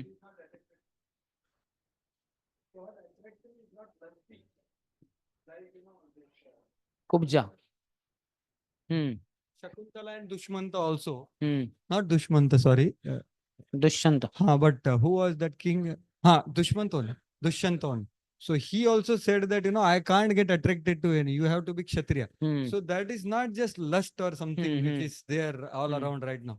It appears to be more than that. It is a fixed attraction which is devoid of something which is so much material. It is without Raja, kind of. And Kubja's case is very clearly told that she took risk and all that. But it appears even her attraction is very specific. Where she's drawing all these Vidyadhara, they are also very beautiful actually. Where any Mataji can get attracted to. But she didn't get. She didn't even get attracted to Krishna. See, sign of a chaste girl is, in the Vedic times, she will be shy, she will be in her quarters and all that. But once she gives her heart to somebody, then like he's the one, he has to marry her. That kind of thing. That's why we see Bhishma kidnap Amba, Ambika and Ambalika. He brought them to Hastinapur also. But after reaching, Amba said that I have already given my heart to Shalva. And now you have brought me here. He said, you should have told me earlier only, na? I would not have brought you only. He said, but you kidnapped so forcibly, I could not say anything. Now I revealed because you want me to marry this Vichitraviri, etc. So he said, okay, you go back now. And because you have already given your heart to Shalva, you must marry him only. But then poor girl, she went there and she told Shalva, and Shalva said, no, you were touched by Bhishma. Now nobody can marry you and all that thing. Poor lady again came back, said, Bhishma, you marry. He said, I am Akhanda Brahmachari. So she got into turmoil, kind of. So that is the nature. Once she gives heart to some boy, he is the one only who has to marry. Just like touching. If a boy touches a girl, he has to marry her only. So that kind of norms were there in previous time. So she will not get attracted to Krishna in that way, or to Pradyumna, or to anybody in the creation, no matter who he is. Even if he is more beautiful, now as we all only know, more beautiful than Aniruddha will be Pradyumna. More beautiful than him will be Krishna. But she will not, that will not happen, because her heart she has given to Aniruddha only. Chastity. Huh? No co-education. This was homeschooling. Ultra guarded homeschooling. Hmm. Yes, yes.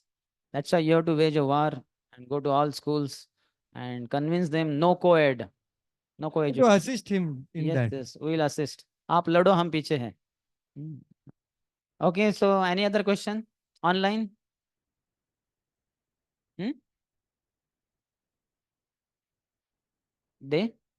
Devayani said, yeah, that's what, na. Touched means you only have to marry. Likewise, here she's also touched. Though that happened in the dream, he gave lip to lip kiss to her. So that cannot be said to be in dream. And anyway, here also he has embraced her and all. So that kind of chastity would be there with the girls. Now they say before marrying a girl, we don't know how many boys have touched her. The husband doesn't know, the boy doesn't know. Nor does she know how many girls he has touched also. So it's a very crazy civilization. Yes. Not joke, it's a reality. Marriage is a joke. I thought you are saying that this is a joke. If you are counseling the boys, you will know our own boys students also, how glorious their past was, what all they also have done. Hopefully not the last thing, but otherwise all the other things. Sleeping? Who they? Prabhu, Hare Krishna. Okay, wait a minute. Hare Yes, Krishna. Prabhu. Yes, Can, Prabhu. can online be heard? Hare Krishna. Speak. I'm able to hear you. Okay, Prabhu. So recently only there is one boy called Aniruddha, and a very close, our very family friend, and they got attracted, and he's from a different caste. So basically, everything was, finalized. Of course, they touched each other and all that stuff must have happened.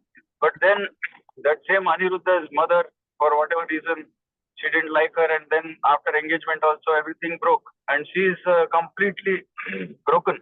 Her mother is a good devotee. Girl. Her father is a good person and good devotees. But somehow this has happened. And this boy called Anirudh actually goes by his mother's words and leaves her. And now she is touched and all that. And so, and I'm seeing that it's not that the girls are lusty. I know her very well. They give their heart, they give their body, they give everything to the person they love. Yes. And it is the problem that men are uneducated mainly. It can be put that way, because they are supposed to be educated and stop all this from happening. Because men are uneducated, finally the blame lies on the man only, where the current society, if the men were educated, women would not go berserk. That's why you Because are they're looking up to. you have to start youth preaching, and our devotees saying children preaching. Yes, Gurukul. Prabhu. 100%. Yes, Our Prabhu. Madhav Seva Prabhu, Arjuneshwar Prabhu are opening Gurukul, and we need Grahastha Prabhu to handle the whole thing. So who is speaking? Radha Kunj Bihari Das, Mangalore. Mangalore. You are Grahastha or Grahastha, na? Yeah. Grahastha, yes, You are yes. already Grahastha. So we want you here in Pune for our Gurukul heading. Brahmachari, Yes, Prabhu. they will be the teachers here. You please come here. We will preach to children from womb to tomb, all education. But before children, Yes, Prabhu. and then Very much required, Prabhu. we'll educate the boys, we'll educate the children. So then they will Yes, not. yes.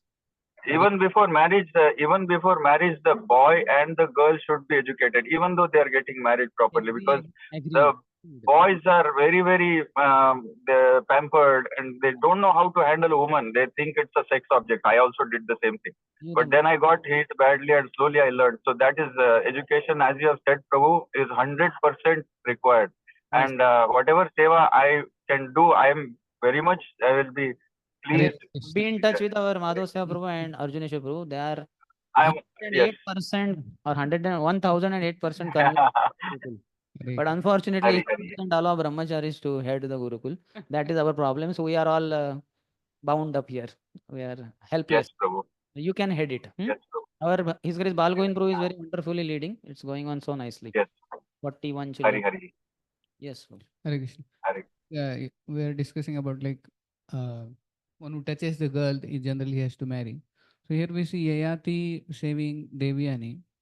So that time, what was the option, miss? He has to save, and even if he didn't want to marry, but saving her was the priority. So That's the arrangement of the Lord anyway. I don't know how he, because he cannot, hair are allowed to be touched. He cannot pull her by hair. That would be too much. he could put a rope or something. A rope he could have put. But it all happened by arrangement of the Lord. He just gave his hand, she caught, and he brought her out. And then she said, no, he said, I cannot marry because you are a Brahmani. She said, no, Kacha and all that story. I have been already cursed by him that I will not be able to marry a Brahmin boy. So one incident happened, means once when we were coming in the temple in four-wheeler, so we were just entering the gate, that service gate, and another driver was driving, and he was seeing behind like this, and I was sitting beside, and some brahmachari also, and he was driving ahead and seeing behind. And there was a girl who came on a scooty. Third usko dhadak de diya. She fell down and scooty fell on her. Oh, Krishna. Then I got down and I was about to pick up the scooty and the girl. And one other brahmachari said, don't touch. So I was like confused what to do. Scooter, he should definitely first lift. Scooter, not a problem. Scooty, Scooter is also feminine, I believe. Yeah. But still, he should pick up the scooter. At least he will be relieved of the tension. And then you can tell the driver to pick her up. The driver inside. If she's a small girl, maybe you could do that. Because 15, saving 16, life is 16 also years important. probably or something. 16-year-old. Yes. So I didn't know what to do, and then he said, "No, you can." Driver could have lifted, no? What was he doing? Inside. He can come out, na? He has. He was like shocked. Kya ho gaya? Shocked is okay, but you should relieve him of shock, and then he should lift her. In case such cases, what to do? Means emergency is there, or means in case. Of course, I don't know. 16-year young girl becomes too young. When I was in Nagar temple, somehow one devotee Prabhu's daughter committed suicide by hanging herself in the house. So when I reached, they said, Prabhu, your program is cancelled because we all are going to crematorium. I said, okay, that is understood. All that. So what happened? Because she committed suicide, maybe her ghost or something. In the temple hall, I was there chanting, and two girls were there. One was 14, 15-year-old, and her younger sister was there. I don't know how much, 6, 7-year-old. So then suddenly that girl, small girl, she was like a ghostly, haunted kind of. And I was chanting, I was not knowing. So that young, the elderly, her sister said, Prabhuji, देखिए ना मेरे बहन को क्या हो गया? तो मैंने देखा. So then I went and I caught her, that girl. She was 6, 7-year-old, 5, 6-year-old. So when I caught her, as soon as I caught her, immediately she became like normal girl. And this happened in temple hall. This is in temple hall only, Nagar temple hall. Suicide happened at home. Suicide in the nearby house, something like 100 meter away. But because they were girlfriends, that girl also was chanting one round, and Janmashtami, she had put Rangoli. She was chanting one round, and whatever, she was in love with affair with a boy, and that boy something happened. So she hanged only. So maybe I don't know which ghost, but mostly that ghost only entered in her, and she was also behaving crazy because I knew that girl before also. I was wondering what happened. So I caught her like that, and the moment I caught, immediately she became. Her father now also tells me, Prabhu, आप बहुत दिव्य हैं, आपके स्पर्श करते ही वो घोष चला गया. मतलब पता नहीं. Altar was open right in front only. Morning time? No, this was around 5 o'clock. In case of emergency, you said like, no, see, this was a small girl, 5, 6-year-old, too small. Now 16-year young girl becomes like a young girl only. So I don't know what could be done. Saving her life is also important. You could shout maybe loudly and call people nearby. Somebody will come. Yes, he has asked Radheshambru. Radheshambru, standard answer.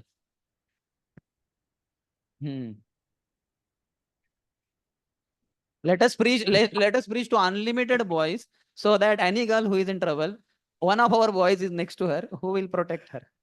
Radheshambru clearly told you cannot touch. Correct, na? Wait, Mataji. Let him complete. He, as he Prabhuji said, na, clearly, you have to find out some other person to help her. You cannot touch. Sometimes it happens in emergency. Immediately we are invoked that, "Arey, usko uthao, ye karo, wo karo." Even no, actually, I asked the same question. I said, Prabhuji, if nobody is there, her life has to be saved. Then he said, you depend upon Krishna. Actually, he said Krishna will arrange something. Because see, Yayati Maharaj was already a kingly person. He has to marry today or tomorrow. It means because he was a kingly, he has to protect. But for a brahmachari, protection, that dharma is secondary. He's remaining in the ashram as a guru's servant. We have given our life to save others. Okay, what I was thinking. Okay, wait a minute. Like, see, direct touch is not good. So if you could cover your hands with some gamcha or something, gloves, I don't know whether we'll carry. Then I feel because life saving. Anyway, Mataji has some contribution to say. Mataji, please speak. Mataji? Which Mataji? Was it Mataji or Prabhuji? Hare Krishna Prabhuji. Yes, Even I Mataji. had the same experience. Wait a minute, Haribol, Mataji speaking. Please hear. Yes, Mataji. One Mataji's was coming to my Prabhuji's office and her daughter got haunted. So I had been to her place at night. She had a male voice, very loudly. She was shouting and all. And I was just sitting by her side and I hold her hand and I started chanting loudly. Immediately that thing relieved, It's because of that. I'm not a very great devotee, but I've experienced the power of Mahamantra. That is, I wanted to. Yes. Wherever Mahamantra chanted, the ghosts, hobgoblin, they will all run away. Yes, ma'am. Mataji, do you answer for this question? If a brahmachari happens to see a girl in seclusion and she is dying or whatever, some kind of, what should he do? We have to save that soul who is suffering from such a bad effect. We should save, because suppose like when we are preaching the people, that time also we say that if somebody is committing an accident, what you will do? You will see them as a caste creed or the linga kuch dekhenge ke nahi. We will first try to save that person, whoever it may Brahmachari be. is not supposed to touch a girl in general. Brahmachari. But still you should see Prabhu, that. Apad dharma, Prabhu. First of all, is saving the person. That he should save that soul. Maybe in a body of a male or a female, you should save that soul. Maybe he's a brahmachari. Mataji, he's a male, no problem. Brahmachari can do that. Yeah. He happens to be a girl. But I have seen that people are suffering so much because the person I had met was scratched by the ghost, the whole body was scratched by the ghost. And Yes. such people are not saving. That was girl, but even if the male would have been, he should have saved her, I said. Yes, yes. That is our first priority. Okay, Mataji. Yes. So sometimes sticking to the rules too much is like Niyamagraha. Something. Oh, is it okay? Hare Krishna. So many of us have heard the story of they are brahmacharis? Two sadhus were there, sadhus. Whatever. So they were crossing the river or whatever. One girl or woman was drowning. Yeah, so old woman, huh? This person. They say old woman. I don't know the age. Brahmacharis will always. That's why we have to read the original story. Brahmacharis will always safeguard the sadhus. Sadhu Saudha. At least before her earlier death, she was old only. Okay. So that story very clearly tells the higher principle of the other person is carrying still. He has left behind.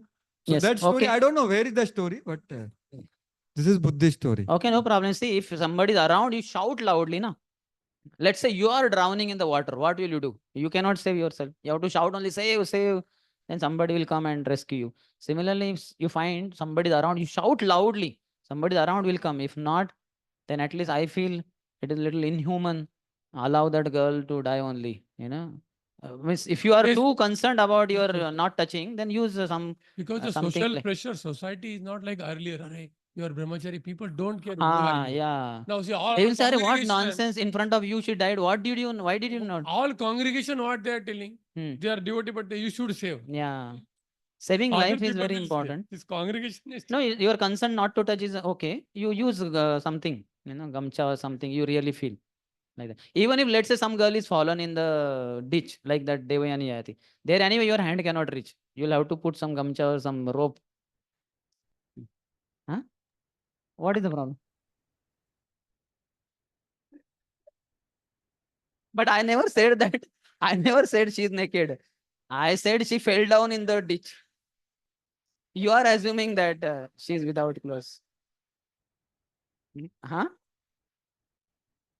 No. Are some like boy falls. Elephant can fall in a ditch. Why can't a girl fall in the ditch? Boy can fall, man can fall. Like Andakoop is there. Somebody may fall. So that is Hanumanji. No, he's a Nitya Brahmachari.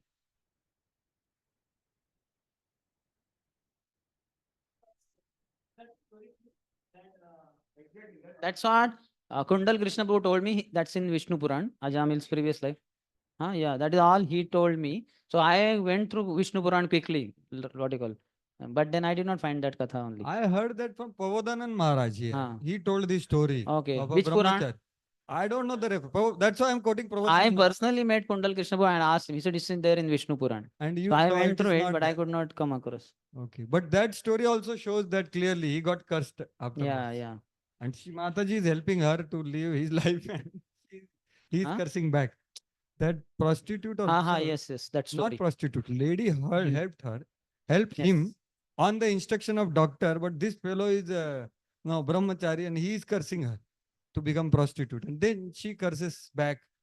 So it's a very heavy. If Okay, ठीक है, चलो. So we'll end or any other comment, question? Oh yes, the one comment I want to make here, an experience also, is that after chanting 64 rounds, maybe I don't know what I'm chanting 64, but there's a lot of purity that comes in. There's a lot of magical things that have happened, and apart from this also, the Dindi experience also. On the 7th day of the Dindi, we go to Nira Nadi. Because the senses have fallen, there is a lot of austerity. The senses are fallen, the mind is stalled, and you see in Nira Nadi, like women open-breasted and men, stepping on their sari and going inside the water to have bath, and they are fighting with each other like kids, not at all worried about their physical state. They are not conscious at all. And I saw this. Pandharpur. Yes, Prabhu, on the way to Pandharpur, Nira Nadi, on the way, seventh day of the walk. And after 5 days, almost the body consciousness is lost, and everyone is acting like a little child, maybe little fights here and there, and no one is conscious about, what that other person is. And when they have bath also, no one even looks that direction. No one has time. Some Mataji said, "Oh, do you see that I'm having bath here?" Someone said that we don't have time to see only. We just want water. And like that. So basically, and then she laughs. And these things are personally felt, Prabhu, that bhakti in practice, like someone said, that how much ever we read, sometimes our mind goes here and there. But bhakti in practice, I have seen in the Dindi, when the senses are really... Point is clear. I understood. But what happened? You are a grahastha. Our training as a brahmachari, and particularly under His Grace Radheshambru, is very strict. So that's why our brahmacharis have this question. Many other ISKCON temple brahmacharis may not. They say, first save her. That is most important. But in our scenario, that's why we also agree she should be saved. But some other ways can be applied, like shouting and calling somebody else, like that. There is a difference between the psyche of a brahmachari and a grahastha. So that's why here all sitting in front of me are brahmacharis, and that too we have been strictly trained. We agree that life has to be saved, but as I said, we can shout loudly, and that Radheshambru also said. Correct. As somebody around, they could come and save. If not, worst come worst, we can save, but maybe with some gamcha or something, because direct touch, for us it is forbidden as such. But we do understand life is very important. Okay. In Apad Dharma, you can. Correct. It's Apad Dharma, basically. But our Radheshambru did not agree with your proposal. Apad Dharma or Vipad. You pray to Paramatma, Paramatma will arrange something. Basically, we are not supposed to touch women. That Radheshambru is very strict. He is very pakka, strict brahmachari. He Yes, doesn't Prabhu, have I can single understand that Mataji's side. Yes, number saved in his whole mobile. Hundreds of Matajis might have called him, but not even one number is saved.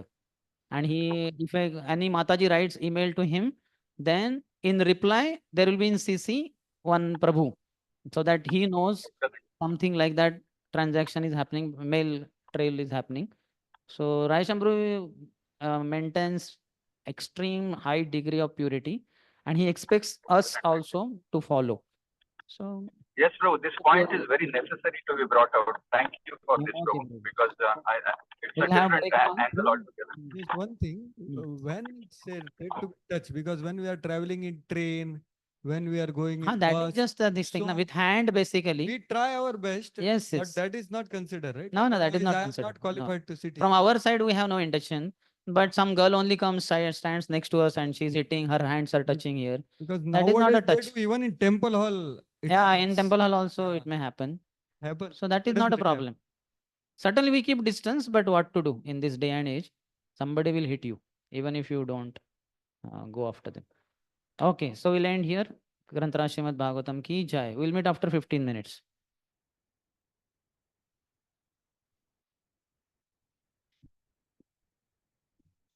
Oh, no problem. In front of Mataji doctor, you can be naked also, if it is required. His Grace Radheshambhru said. She's a doctor. She's a doctor. She is not a lady. Your crazy mind may feel she is a lady, but you should not feel like that. Their fight, how that we'll see here. In this chapter, Krishna is praised by Jwara, that is Shiva Jwara, Shivaji's weapon, and Rudra also, Lord Shiva. After defeating them, Krishna defeated both of them. Krishna then cuts off the arms of Banasur and returns to Dwarka with Aniruddha. Starting from the month of Jeshta, Aniruddha disappeared for 6 months. Even after the 4 months of the monsoon season had passed, he still had not returned. So, first verse of Lord Krishna fights with Banasur. Shri Shuka Uvacha Apashyatam cha Niruddham Bandhunam cha Bharata Tatvaro Varshika Masa Vyatiyur Anushochatam.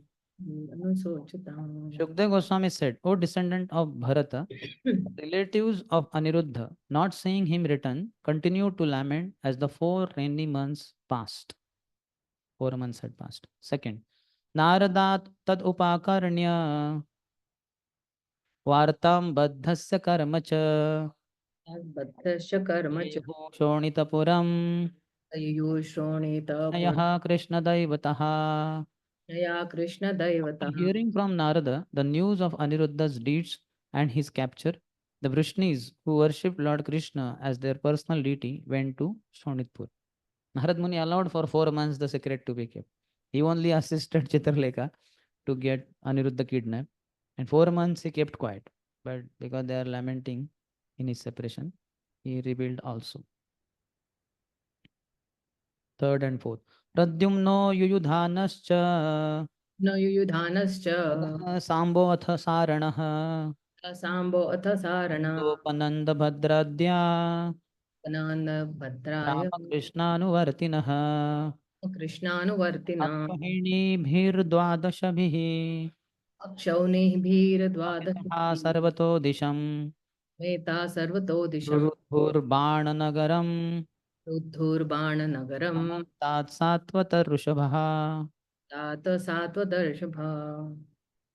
With Lord Balram and Lord Krishna in the lead, the chiefs of the Satwat clan, Pradyumna, Satyaki, Gada, Samba, Sarana, Nanda, Upananda, Bhadra and others, converged with an army of 12 divisions and laid siege to Banasur's capital, completely surrounding the city on all sides. So 12 Akshauhini Sena, huge. Fifth one.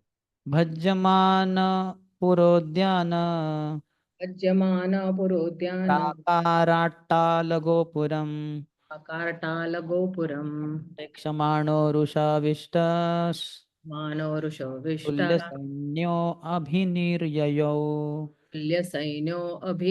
Banasur became filled with anger upon seeing them destroy his city's suburban gardens, ramparts, watchtowers, and gateways. And thus he went out to confront them with an army of equal size. That we'll see, because 2 months is under question. No? 4 months anyway had passed, and it was mentioned 6 months he was missing. So whether 2 months went in all this, we'll see. Because in Sri Gopal Champu, when I read Jiva Goswami saying that when Lord Krishna released Jambhastra on Shiva, and Shiva started, he sat down on the battlefield only, started yawning only, and then he slept. There it is said he got up after many days. But how many days, that is also not mentioned. So meanwhile, where war was going or not, we'll see. Let's see. Afterwards, we'll take that question. So that is fifth. Sixth. बाणार्थे भगवान् रुद्रः ससुतः प्रमथैर्वृतः आरुह्य नन्दिवृषभं युयुधे रामकृष्णयोः. Lord Rudra, accompanied by his son Kartikeya and the Pramathas, came riding on Nandi, his bull carrier, to fight Balram and Krishna on Bana's behalf. Chakravarti writes, Rudra fought on behalf Bana Arthe of Banasur just to show Banasur his faults of making him experience suffering. Shiva is addressed as Bhagavan to indicate that by nature he is all-knowing and thus well aware of Krishna's greatness. Still, although Shiva knew Krishna would defeat him, he joined the battle against him to demonstrate the glories of Krishna. This is the opinion of ancient authorities.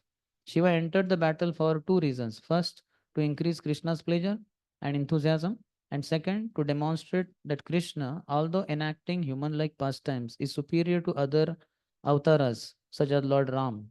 Krishna's internal potency, Yogmaya, bewildered Lord Shiva just as she had bewildered Brahma. This is confirmed in the Bhakti Rasamrita Sindhu. Brahma Rudradi Mohanam.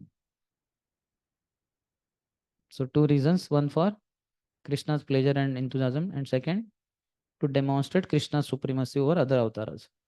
But that is also there. I think Rupa Goswami Pad is saying that Yogmaya bewildered Shiva, as it did for Brahma also earlier.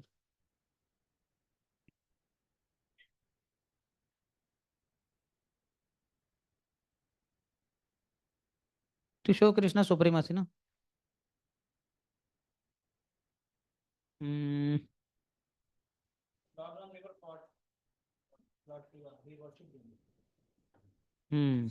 They did not have battle, no? They did not have any war.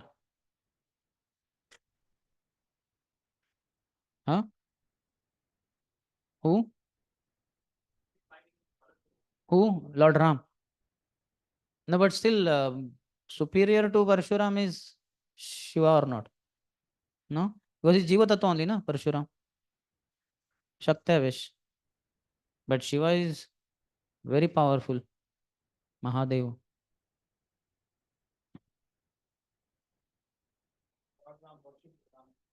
Yeah, he worshipped Lord Shiva, whereas there are no fight.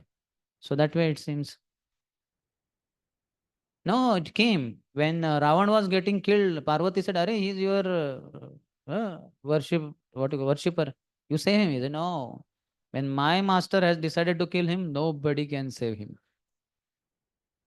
That is because he worships Lord Ram, no?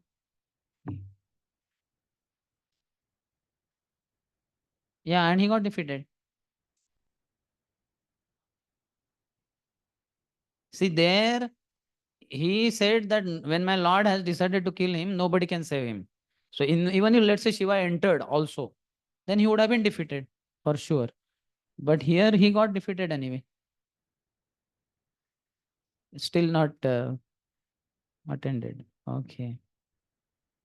Any other pastime where Lord Ram and Shiva were against each other? Arjun and Shiva were Pashupatastra, that thing.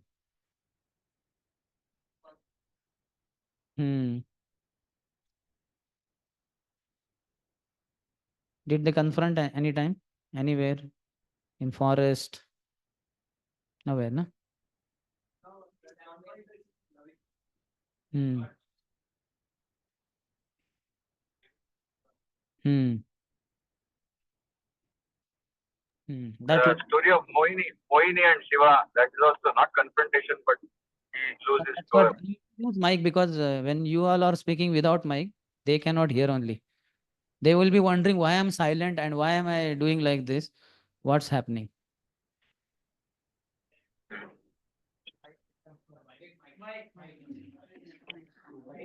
Take care of the mic also. Otherwise, mic will go. So one thing is Lord Lord Ramachandra is worshipping Lord Shiva. But if he comes, he will not fight. He's worshipping Lord Shiva. He's means a human avatar. And No, but here it Lord depends Shiva on when he comes. Now that is okay.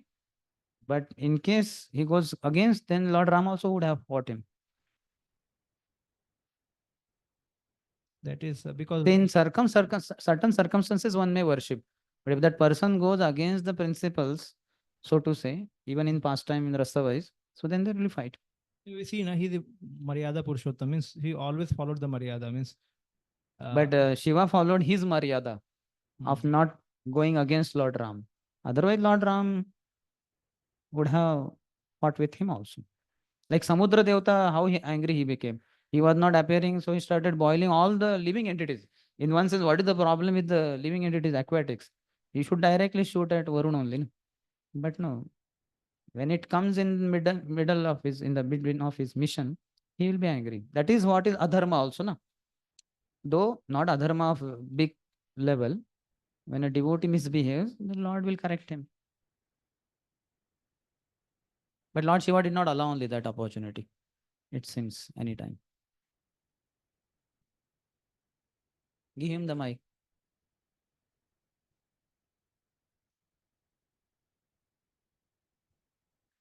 Bewildering Brahma also, Yogamaya. So this is Brahma Vimohan Leela.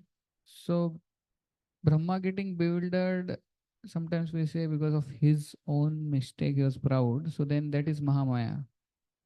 Yogamaya, we only give Shiva's, Lord Shiva's example of Mohini Murti. But then Brahma's mistakes of running after the Vak and then Brahma Vimohan Leela, they are Yogamaya or Mahamaya? Vak, though I don't see as Yogamaya. What do you say, Acharyas? He got attracted behind her. At least in the purport, Prabhupada makes it clear that even person of Brahmaji's caliber, words are not these, but message is the same. Can be distracted. So one should understand the Lord's potency in the form of women and all that. He cautions us about that. There in Vak's case, but as far as here, it seems our acharyas agree as Yogamaya, because Madhva Sampradaya people, they don't comment saying that this is just whatever. They say no. But our acharyas have commented saying no, it's Lord's Yogamaya potency. He says na tene Brahma Hridaya Adi Kavaye Muhyanti Yat Surayah. Even the demigods get bewildered. Other demigods for whatever reason, but at least Brahma and Shiva are always in relation with the Lord are portrayed to be Yogamaya. Other demigods. That's what I remember hearing here and there slightly. I don't remember reading. I don't know. I might have read, but I don't remember now. But after that, Brahma Vimohan Leela, Lord was not happy with Brahma and he kept silent and it's like that. No? So that is because he separated him. Na? But then that led to Brahma going to Antardvipa and meditating and becoming Haridas Thakur, etc. So if it is Yogamaya, then Lord should not be unhappy. Because it no, is but Yogamaya. then that way, Indra, what is the Indra's case? There it is that he was happy. Mahamaya. So then there he was happy with Indra because he united him with his devotees. That concern of Yogamaya, Mahamaya is so much not in picture. It is like Rasa only, as I understand. In Rasa, Brahma separated him from his devotees, and in Rasa, Indra united him. So they are, Indra is more pleasing. Yes, he wants to say something. Lord assures Brahma that you will not get bewildered.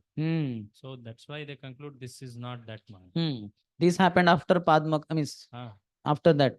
So it should be your. That Vak is before, no? That is another Brahma, I think I remember clearly. I mean, quite clearly almost. Our Krishna Kanai Krishna Prabhu said that was in another Brahma, another, not the one, this blessed one. The blessed one would not have been bewildered anyhow. because Lord had blessed him. You will never be bewildered. Vishwanath Chakravarti Thakur also says.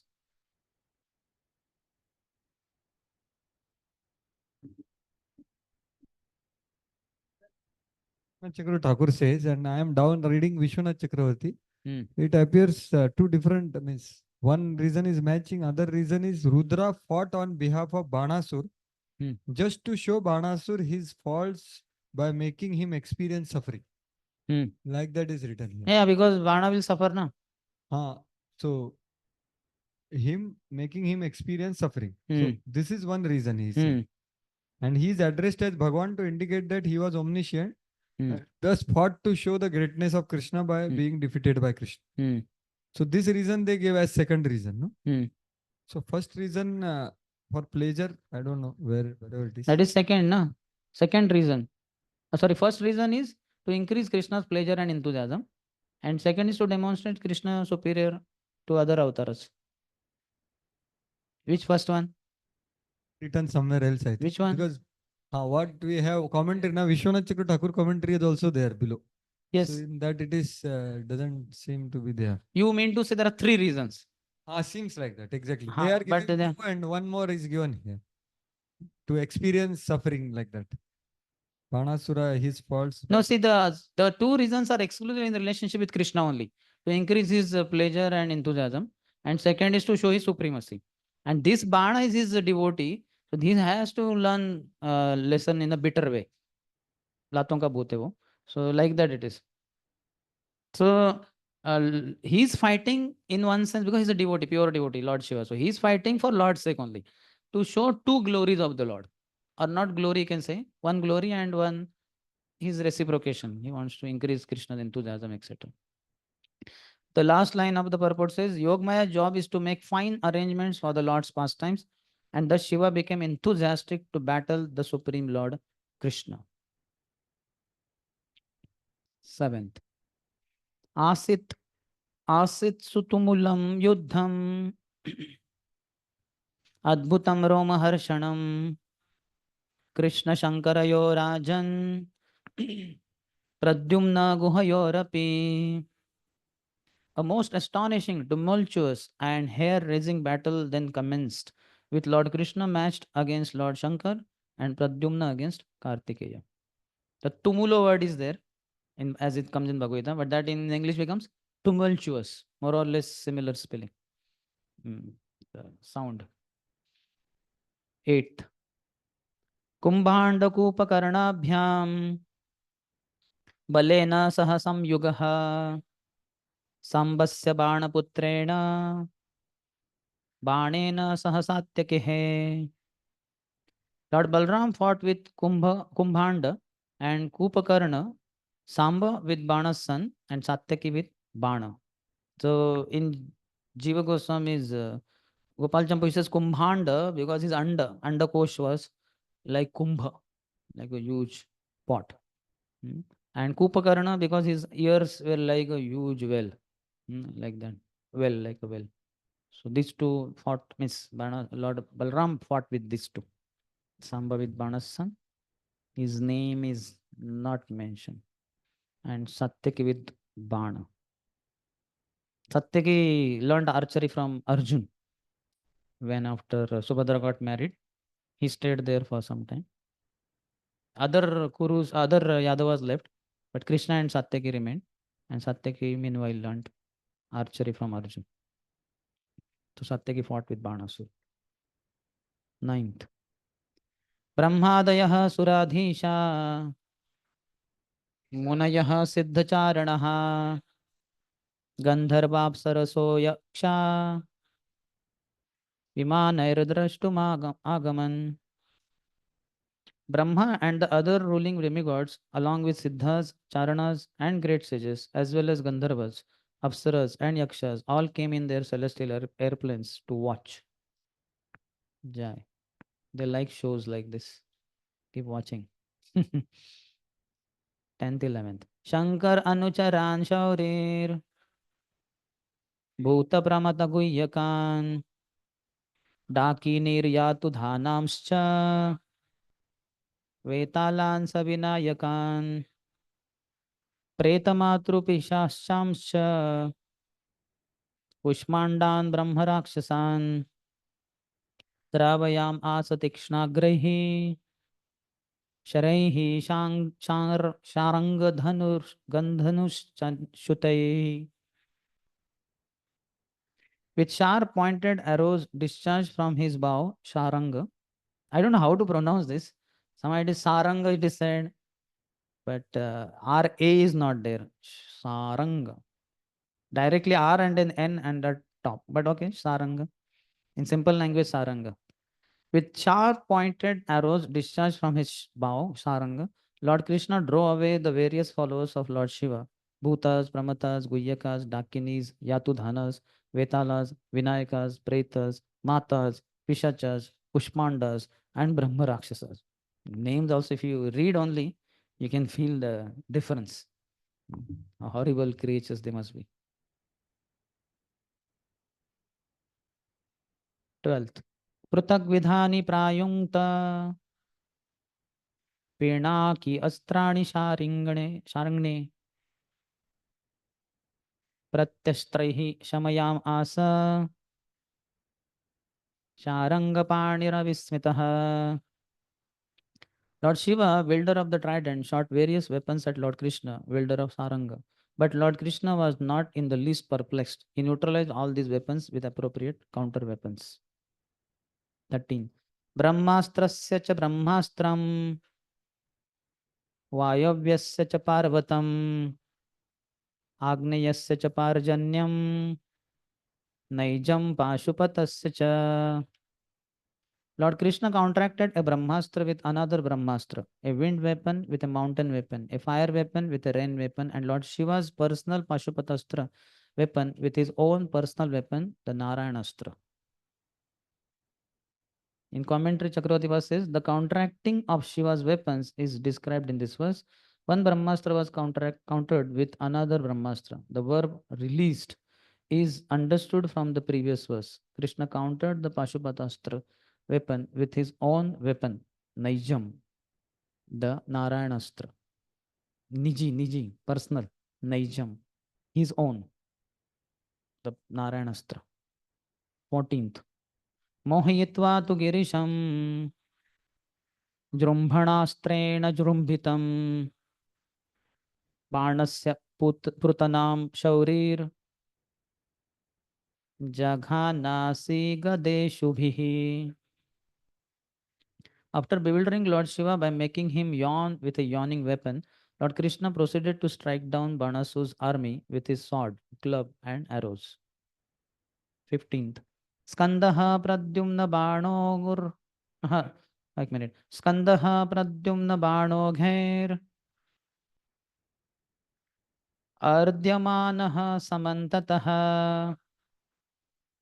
अश्रुग्विमुच्छन् गात्रेभ्यः शिखीनापाक्रमद्रणात्. Lord Kartikeya was distressed by the flood of Pradyumna's arrows raining down from all sides, and thus he fled the battlefield on his peacock as blood poured from his limbs. In commentary, Chakravarti says, Kartikeya Skanda left the battlefield on his peacock carrier, Shikhina, Mayurena Saha. So what happened? Pradyumna is bluish only in complexion, Jiva Goswami writes in Sri Gopal Champu. So seeing him, the peacock thought that this is monsoon cloud, like that. Peacock of Kartikeya. He's sitting on Kartikeya is sitting on peacock. The peacock got bewildered, saying that this is monsoon cloud. So he got attracted. He came close, Mayurgati. He came close. And then he understood, this is not a monsoon cloud. This is dangerous cloud, raining so many years. So then he ran away. But anyway, his carrier, his master, he was also defeated. So Kartikeya ran away. 16th. Kumbhandakupakarnascha Petaturmushalarditau Dudrustad Nikani Anikani Dudruastad Anikani Hatanathani Sarvataha. Kumbhanda and Kupakarna, tormented by Lord Balram's club, fell down dead. When the soldiers of these two demons saw that their leaders had been killed, they scattered in all directions. Shri Balram ji ki jai. So Balram ji has killed many other, some 8 other demons also, who are not so famous in Vrindavan, Leela, etc. Vrindavan anyway, our Pralamba and our means ours only, Pralamba and Dhenukasur. But then these two, Kumbhanda, Kupakarna, also Kanka, who killed? Kamsa's brother? Krishna only killed all 8. Kanka included. But at least, huh? No, Kamsa's brother, Kanka and 8 others. There, that problem is not there, no? There? Okay, no problem. But then otherwise, this Roma Harshan, but he was not demon. And then apart from that, Balwal, Divid, Rukmi, okay, chalo, Rukmi he killed. Then that way Roma Harshan also he killed. Then some others also he has killed. Some 8 demons he has killed. Then there that is okay. They are the most important big ones. But if you read whole Krishna Bhagavatam, then you'll come to know. Many others also he killed. 16th or 17th. Vishiryamanam swabalam दृष्ट्वा बाणोत्यमर्षितः कृष्णम् अभ्यद्रवत् संख्ये रथि हित्वैव सात्यकिम्. Banasur was furious to see his entire military force being torn apart. Leaving his fight with Satyaki, he charged across the battlefield on his chariot and attacked Lord Krishna. Banasur was fighting with Satyaki, but he left it because he was concerned that whole army is meanwhile getting tormented or torn apart. 18th. धनुन्क्षाकृष्य युगपद बाणः पंचशतानि वै एकैकस्मिन् शरौ द्वौ द्वौ सन्दधे रणदुर्मदः. Excited to a frenzy by the fighting, Bana simultaneously pulled taut all the strings of his 500 bows and fixed 2 arrows on each string. So he has 1000 arms. So in left, you can say, left 500 arms he held, 500 bows, and with his 500 right hands, each hand having 2 arrows. So he put 1000 arrows. But the problem here is 500 bows and 1000 arrows. So that is not acceptable. So Krishna broke his bow and made 1000 bows. Match. Because this is impractical, so he made it practical. 1000 bows. But anyway, that is broken bow. It's useless. So this is 19th. Tani chicheda bhagavan dhanumshi yugapadha hari sarathim ratham atva shankam apurayat. Lord Shri Hari split every one of Banasura's bows simultaneously and also struck down his chariot and horses. The Lord then sounded his conch shell. What I am telling is from Sri Gopal Champu. There our Jiva Goswami adds rasa in the war. Use the mic. Conch shell. In one sense, but not yet. I don't know exactly reason because no Acharya has mentioned that. I don't know whether it became evening. It seemed the war went on for a long time. So if sunset happens, then they would blow the conch, end of the thing. And as such, when they are defeated another party, they also could blow the conch. And I don't know whether anybody knows if any victory, a big successful victory, though the war is not over, are they allowed to blow the conch? Like here is a victory, na? Krishna split his 500 bows into pieces. In the beginning, sunrise, the war begins, they have to blow the conch. Sunset, the war ends, they have to blow the conch. That is true. Yeah, if they get recess in between, if they are free little bit, auspiciousness.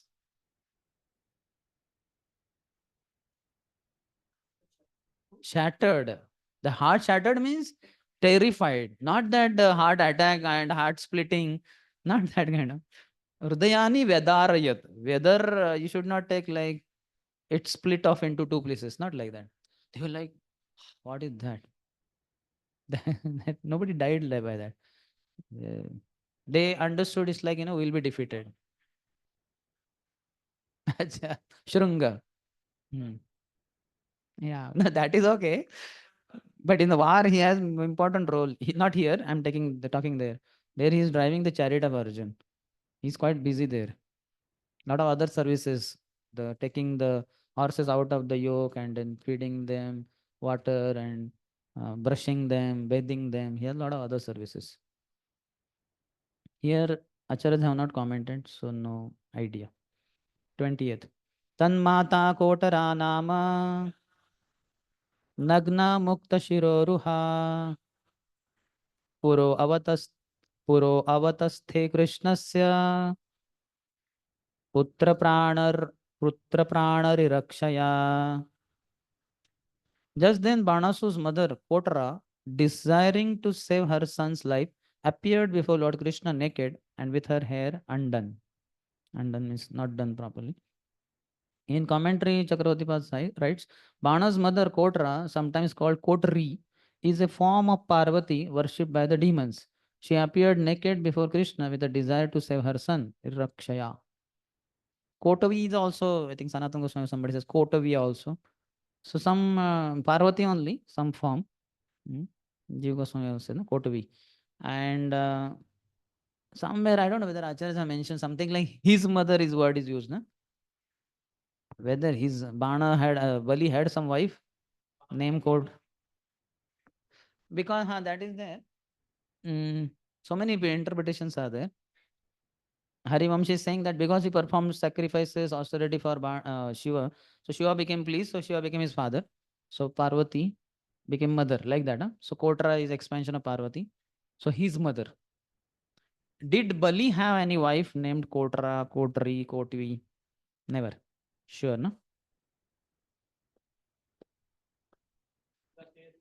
That is there. Yes. Shiva requested Parvati, let's save him. So she came quickly.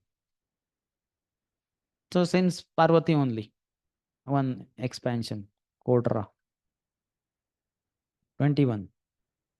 Tatastiryang mukho nagnam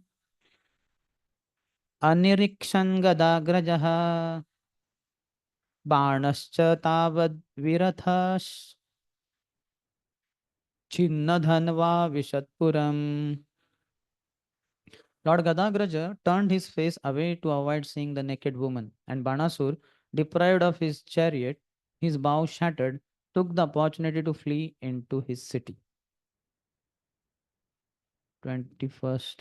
Chakratipa says Bana fled into his city while Krishna was turning his face away to avoid seeing a naked woman.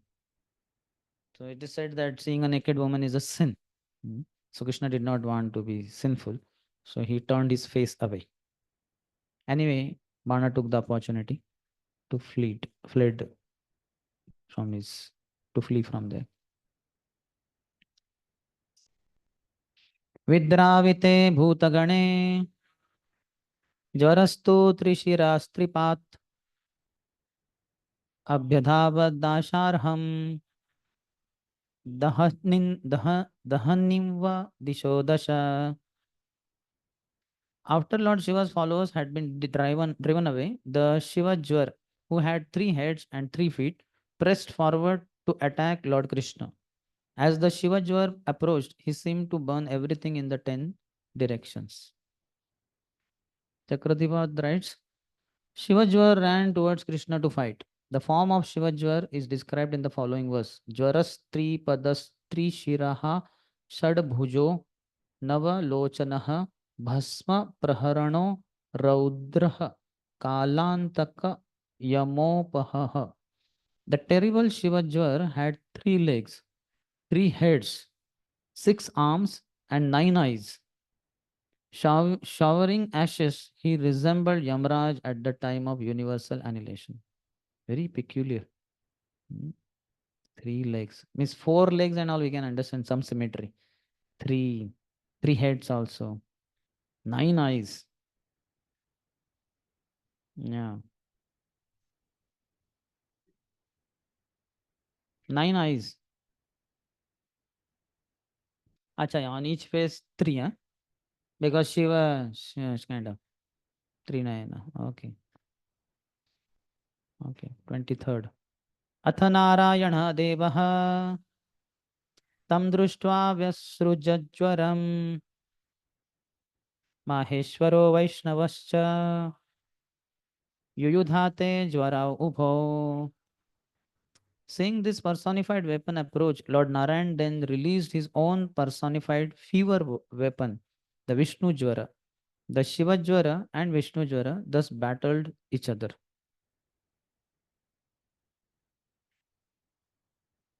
Krishna sent forth the cold fever weapon. So fever Jwara means generally tapa, you know, what do you call? Temperature. But this is temperature is low. Cold fever. Cold fever during death, cold, that is called cold fever. Huh? Jwara, that this thing. What is that? Puranjan story. Prajwar also is a thing word there. So Vishnu Jwara is cold. 24th. Maheshwaraha samakrandan Vaishnavena balarditaha alabdhva bhayamanyatra Bhito Maheshwaro Jwaraha Sharanarthi Rushikesham Tushtao Prayatanjalihi. The Shiva Jwar, overwhelmed by the strength of the Vishnu Jwar, cried out in pain. But finding no refuge, the frightened Shiva Jwar approached Lord Krishna, the master of the senses, hoping to attain his shelter. Thus, with joined palms, he began to praise the Lord. As pointed out by Srila Vishnu Chakravarti Thakur, it is significant that the Shiva Jwar had to leave the side of his master, Lord Shiva, and directly take shelter of the Supreme Personality of Godhead, Lord Krishna. In commentary says the Shiva Jwar, fever weapon, cried out Samakrandan in pain. He could not find relief even after going to his own master Shiva. Then he left Lord Shiva's side and directly took shelter of Sri Krishna. Greatly frightened, Bhita, Shivajwar fell to the ground to offer his respects to Krishna and folding his hands praised the Lord with devotion. So now philosophical section. After romantic beginning of Usha and Aniruddha, here now prayers and romance, then what, Bibhatsa, and then philosophy, whatever the ratrasa. Jwara uvacha.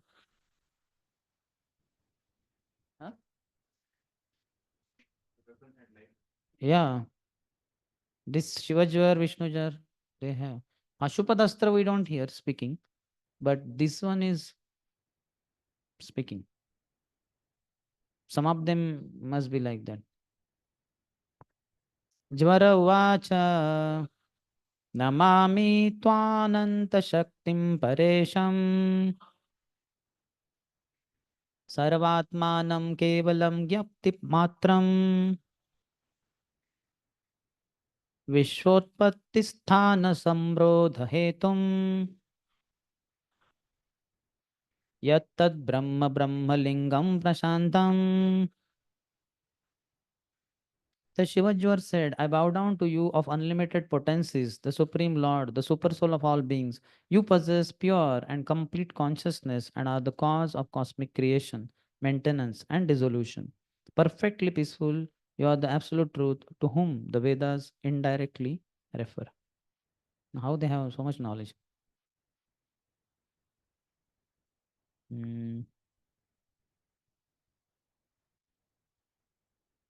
I'm not sure whether I was supposed to read the entire purport. At least one part. Here, at least Chakravarti Path's comment will anyway read. 25th. Shivajwar said, "You have unlimited powers, Ananta Shakti. I have understood that your powers are greater than even those of Shiva, my master." Shivajwar then explains how this is true. Shiva is a controller, but you are the supreme controller, Paresha. You are the super soul of every living entity, Sarvatmanam, including Lord Shiva.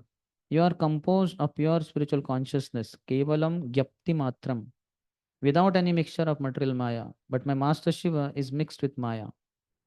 So in Krishna, no Maya, but Shiva is mixed with Maya. You are the creator, maintainer, and destroyer. Vishwa Utpatti Sthana Samrodha Hetum. Whereas my master Shiva is only the destroyer. Krishna, that God, generator, operator, and destroyer. But Shiva only destroyer. You are indicated by the Vedas, and thus you are called Brahma, Lingam. Whereas Shiva is represented merely the sounds such as dentals and gutturals. You are the perfectly peaceful Brahman, Prashantam Brahman, whereas Shiva is the ferocious Brahman, Ugra Brahma. This anybody knows? The sounds, dentals, gutturals. Means dentals means with teeth, gutturals means from throat. Throat, no? So this is Shiva is represented by these sounds, but Krishna by Brahmalingam. What is Brahmalingam? Others are also there, no? Apart from these gutturals and dentals. So which are the other three? Palatals. Palatals. Murni means palatal. Huh? Palate, what they call palate? Palatals means touching up. Gutturals means throat. Palate. Then Dantav is covered, no, already. Aushtya, huh? In English? Oshta. In English? No, lips, that is normal. Here. Alankarik word will be there. Anyway, fifth one? I think labial and cerebral. Cerebral means? This one? Cerebral means tongue turning up and twisting back. Acha. Which word is pronounced like that? Cerebral. No, but alphabet. Which alphabet? Krishna.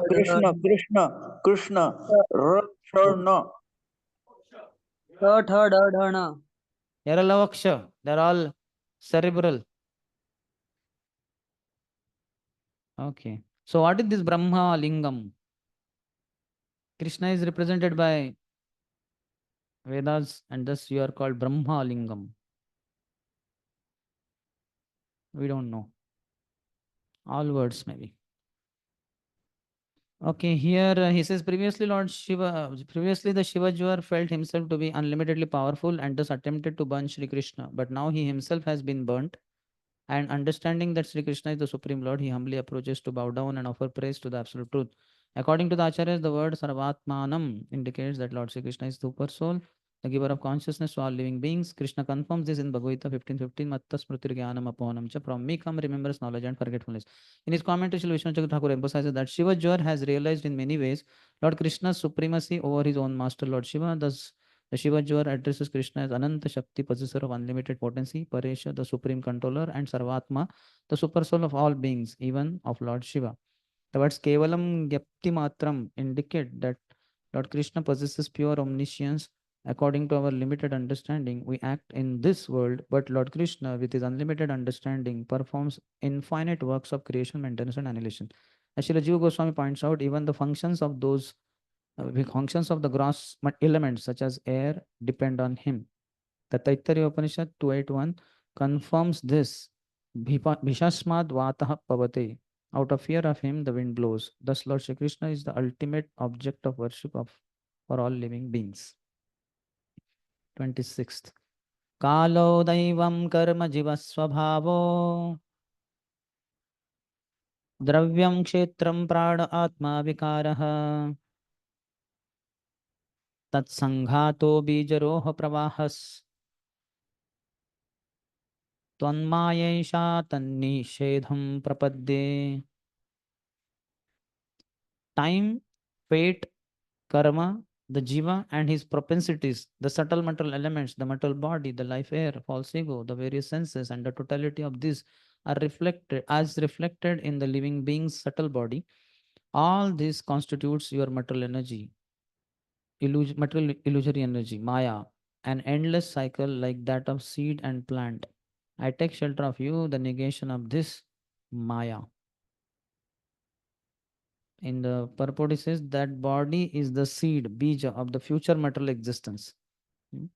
And then the tree will come in the form of body, next body, and then bija, and that continues, repetition of birth and death. Material life is a chain of actions and reactions.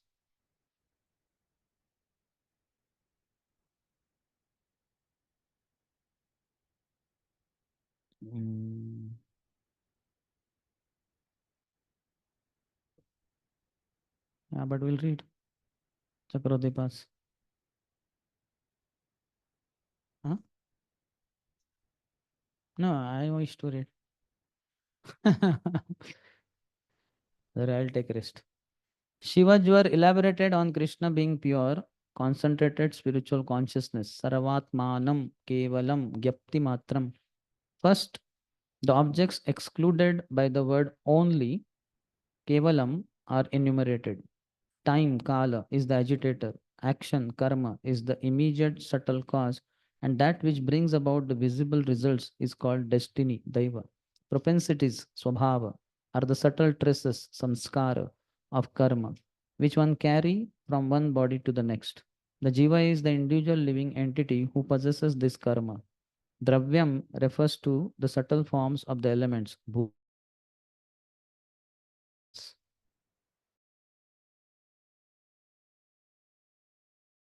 Affair, sutra. Atma is the false ego.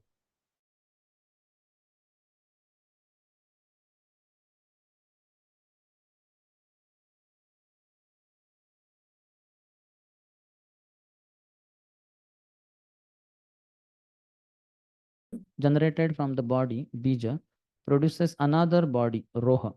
So action is bija, and that will produce roha, another body. This continuous flow, pravaha, is your maya. Though the living entity is different from maya, because of being controlled by maya, he is enamored by it. In summary, the phrase bija roha pravaha means that the conditioned soul accepts a material body in order to enjoy the material world.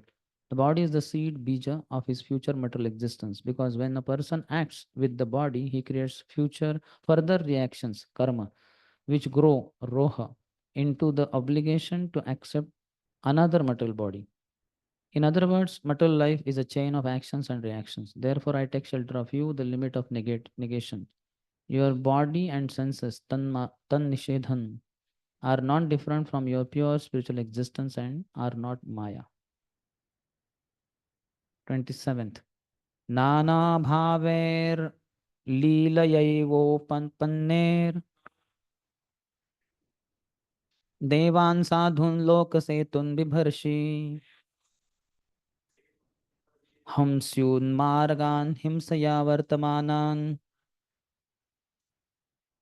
janmaitatte bharaharaya bhumehe. With various intentions, you perform pastimes to maintain the demigods, the saintly persons, and the courts of religion for this world. By these pastimes, you also kill those who stray from the right path and live by violence. Indeed, your present incarnation is meant to relieve the earth's burden. Chakravarti says, Krishna may object, but if I am like this, then why is there seen in me the material qualities of attachment and hatred revealed by my showing favor? Shivajor responds, you desire, let me protect the devotees who are favorable to me and kill the demons who are inimical to my devotees. You accept such intentions out of affection for your devotees. In your pastimes, you protect the demigods such as Indra, the devotees and saintly persons who act as the shelter for the people of the world, Lokasetun, Lokashraya Bhutan, and you destroy those who transgress the path of religion. Therefore, your liking and disliking, being aspects of your quality of affection for your devotees, are not products of Maya. Thus, I have understood that you have appeared to relieve the burden of the earth, who is your exalted, who is earth, who is your exalted devotee. So Krishna's behavior is not partial, or what you call it. It's not attachment and hatred. The devotees are shelter for the people of the world, and for them Krishna is the shelter. So Krishna protects them. Yes.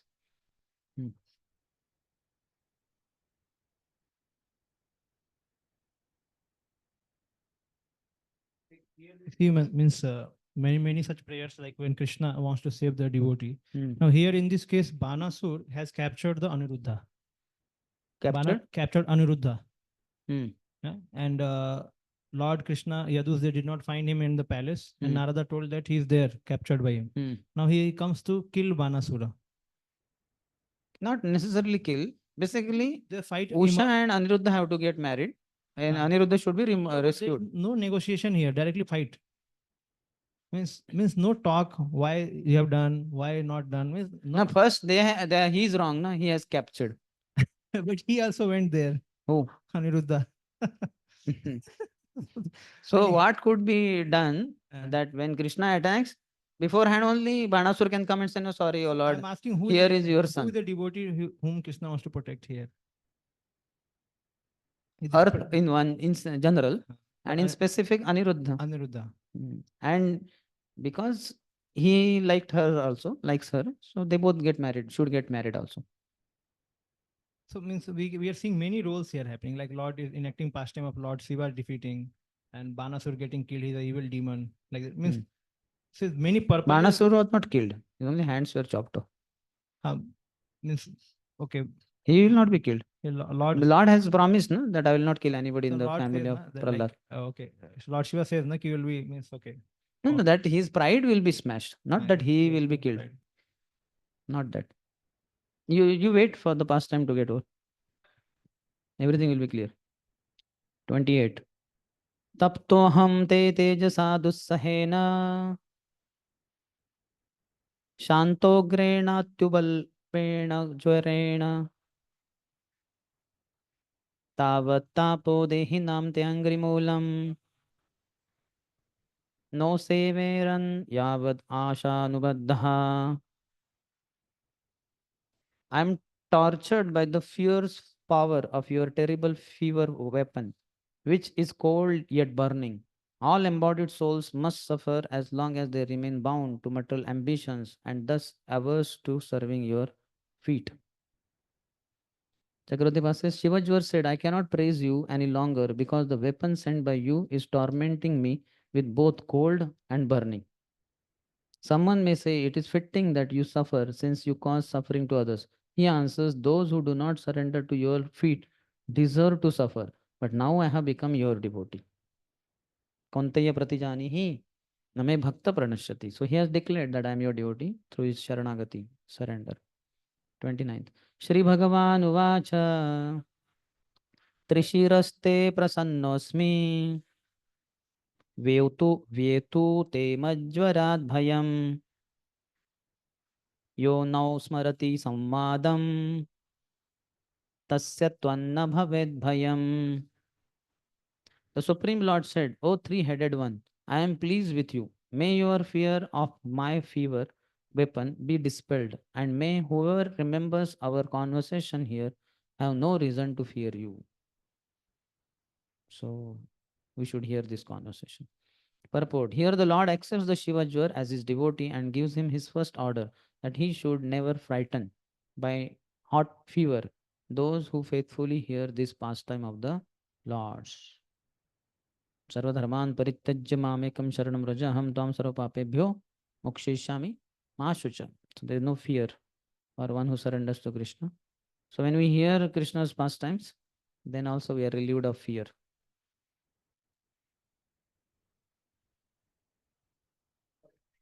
He is saying Narayan, which Jwar you said? Shivajwar first, huh? That is Narayan fever. What you call Narayan Astra. That is cold fever. Shivajwar is hot. This also comes at the end. Huh? What? Okay, so we'll go there. 29th commentary says, Sri Krishna said, he who remembers this conversation between you and me no fear, will have no fear of you. Krishna says this rather than ordering Shivajor. Do not give him fever at all. Thus, the statement means even when sometimes fever may come to one who has heard this conversation, still it will not create fear in him. It will be insignificant for him. What do you mean, you say? No, but is this the fever which comes high like 107 degree at the time of death?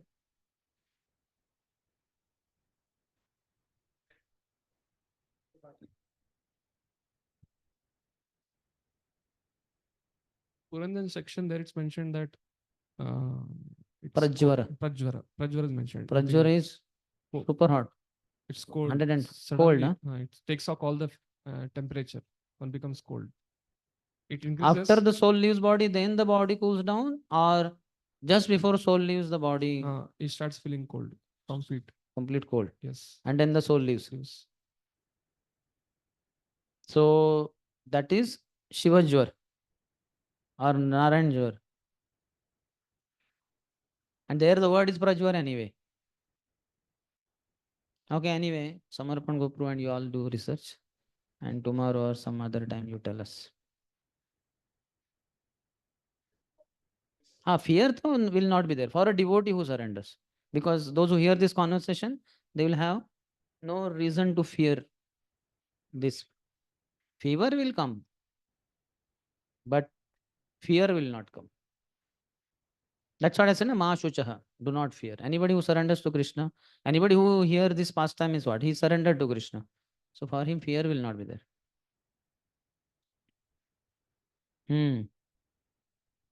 As such, everywhere he is only giving. No? Shastras, he is coming from him only. Yeah, from his own mouth. Yes. 30th. Ityukto achyutamanasya gato maheshwaro jwaraha बाणस्तु रथमारूढ़ः प्रागाद्योस्यन् Janardanam. Thus addressed, the Maheshwar Jwar bowed down to the infallible Lord and went away. But Banasur then appeared, riding forth on his chariot to fight Lord Krishna. Chakravartipad writes, Bana, who was intending to fight Yotsyan, then mounted his chariot and approached Janardana. 31st. Tato bahu sahasrena नानायुधधरो असुरः मुमोच परमक्रुद्धो बाणांश्चक्रायुधे नृप. Carrying numerous weapons in his 1,000 hands, O king, the terribly infuriated demon shot many arrows at Lord Krishna, the carrier of the disc weapon. 32nd. Tasyasyato astrani Tasyasyato sakrit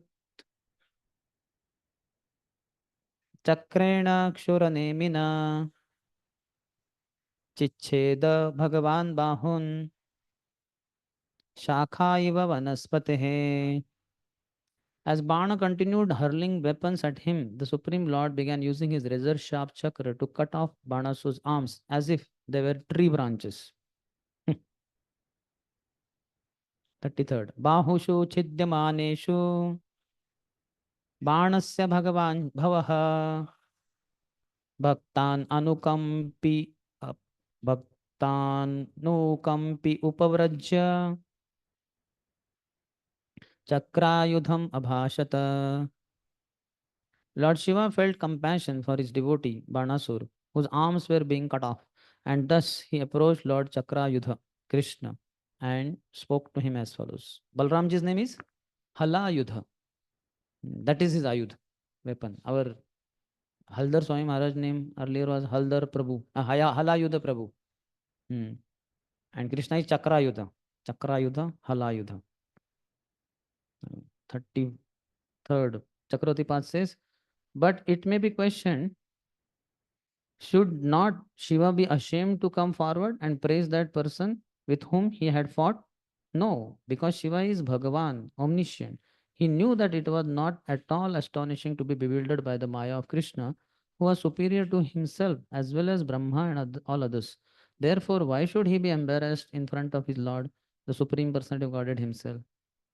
So whatever that Yogamaya acted, or he purposefully fought on behalf of Banasur because he wanted to extol the glories of the Lord.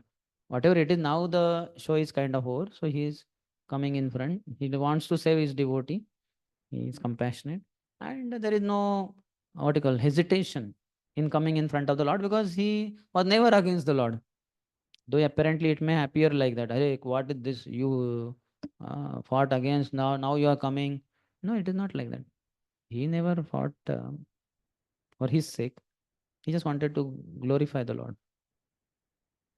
So there is no embarrassment.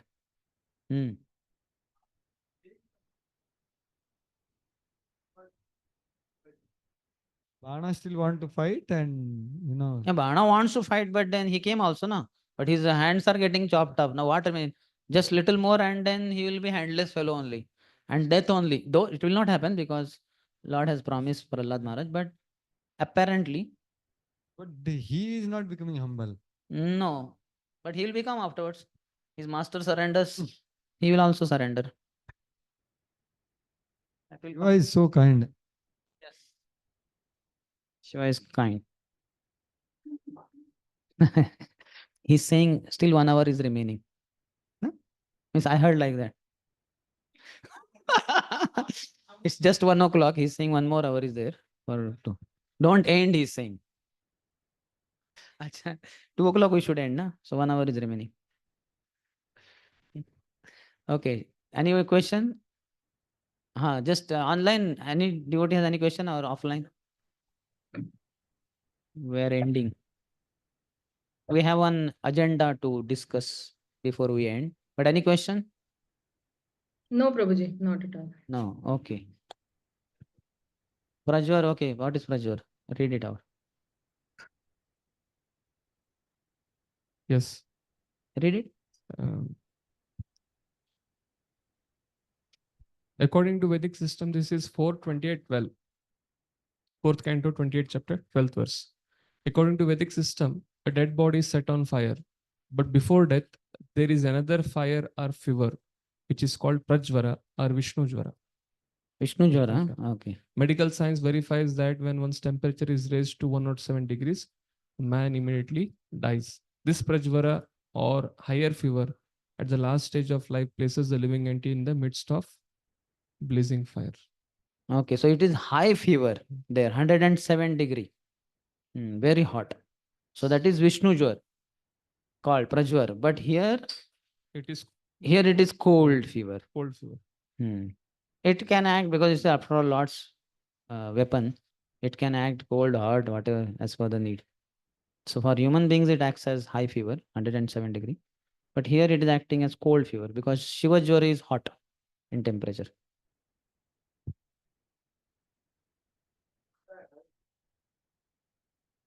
Give him the mic. Take the mic. Others can also hear. 10 types of life airs are there. So one life air remains to make the body that heavy and cool, like that. Okay. That other day he was telling, na, our Anand Balaram Prabhu, the function. But he said all go, no? All airs go, no? So that's what he said. But this is Krishnanam Maharaj was explaining 10 types of life air. So 9 airs live with the soul. So he said that how it becomes heavy and cool because of this Vayu makes it like that, he said. 1 Vayu. Second Out of the 10, 1 remains. Makes it cold, then it leaves, or that we don't know. Okay, anyway. Okay, so we end here, Prabhus and Matajis. Before we end, just before tomorrow, here in NVCC temple, we have a Brahmachari class between 11 to 12 by His Holiness Swayam Bhagwan Keshav Maharaj. So all Brahmacharis are desirous to attend that, whether offline or online. So we thought we want your whatever response, that after the class gets over, 15 minutes gap, then we'll begin and we'll go on for 1.5 hours. And then we'll take half an hour break because here some devotees take 3 times prasad, in a sense afternoon they take. And after half an hour again we'll have 1.5 hours. Is that agreeable to you all? Means something like 12:15 to 1:45, then 2:15 to 2:30 to 4 around. And also our long plan is by Thursday only we end the whole thing, so that Friday, which is Ekadashi, we are set free to chant more rounds, and we day at all. So Prabhuji, we agree with you. tomorrow little longer. Is that okay with you all? We agree with you. Huh? We agree with you. Agree. You agree, but what about others? Agree, Prabhuji, Prabhu, agree. Agree. No, nobody disagrees. Prabhuji, myself, we have 2 to 3 one classes there. Can I start by 3 then later? Yeah. You can join Mataji as per your convenience. Anyway, we'll have a break. Huh? Yeah. Rest at 2 will be starting again. So 2:30 we will begin, na? We decided. So you join at 3 o'clock, Mataji. No issue. Prabhuji, that online class we can attend of Maharaj. That we need to ask our manager. If they allow, you can. I allow all my classes to be heard by everyone, Mataji's, Prabhuji's, everyone. But Maharaj thing, That we can also hear from 11 to 12. Some Maharaj link. also hopefully will not have a problem. We'll talk to our this Prabhu, manager Prabhu. He will ask Maharaj beforehand, and we will inform you. One of our coordinator will inform you. Arjuneshwar Prabhu might. Arjuneshwar Prabhu will inform you the Zoom ID, etc. Because anyway, many brahmacharis attend online also. Thank you, Prabhuji. Thank you so much. Thank you so much. Tomorrow we may not reach Vrindavan because Nruga is there. Na? Okay, Nruga is in Dwarka only. Yeah, 2 chapters are remaining. Nruga is there na? In between. Last chapter is Balramji going to Vrindavan. So tomorrow we'll not go to Balram to Vrindavan, but we'll be in Dwarka. Ekadashi and then Thursday. So tomorrow we'll try to cover Nruga also, hopefully. If not, Thursday will end everything, mostly. Yes.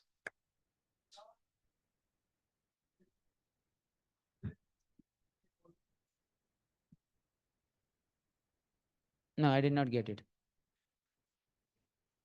Yeah, if possible. Earlier plan was also, I was thinking maximum 1 to 2 hours on Ekadashi, if at all syllabus remains. But now, if we little bit extend tomorrow or whatever, then no issue. Then Friday can be completely set free. We'll see how it goes. ठीक है? ग्रंथराज श्रीमद् भागवतम की जय, श्रील प्रभुपाद की जय, समवेत गौर भक्तवृंद की जय, निताय गौर Premanandi. Hare Krishna. So tomorrow 12:15 to 1:30, 1:45, and then 2:30 to 4 o'clock. I will message all the devotees. Hare Krishna. Prabhuji, your message. You have to message them. Huh? Tomorrow what? Not so much as such. That depends on. किधर? आज तो उल्टा ज्यादा होगा. कल तो 1 ही घंटा मारा तेरे.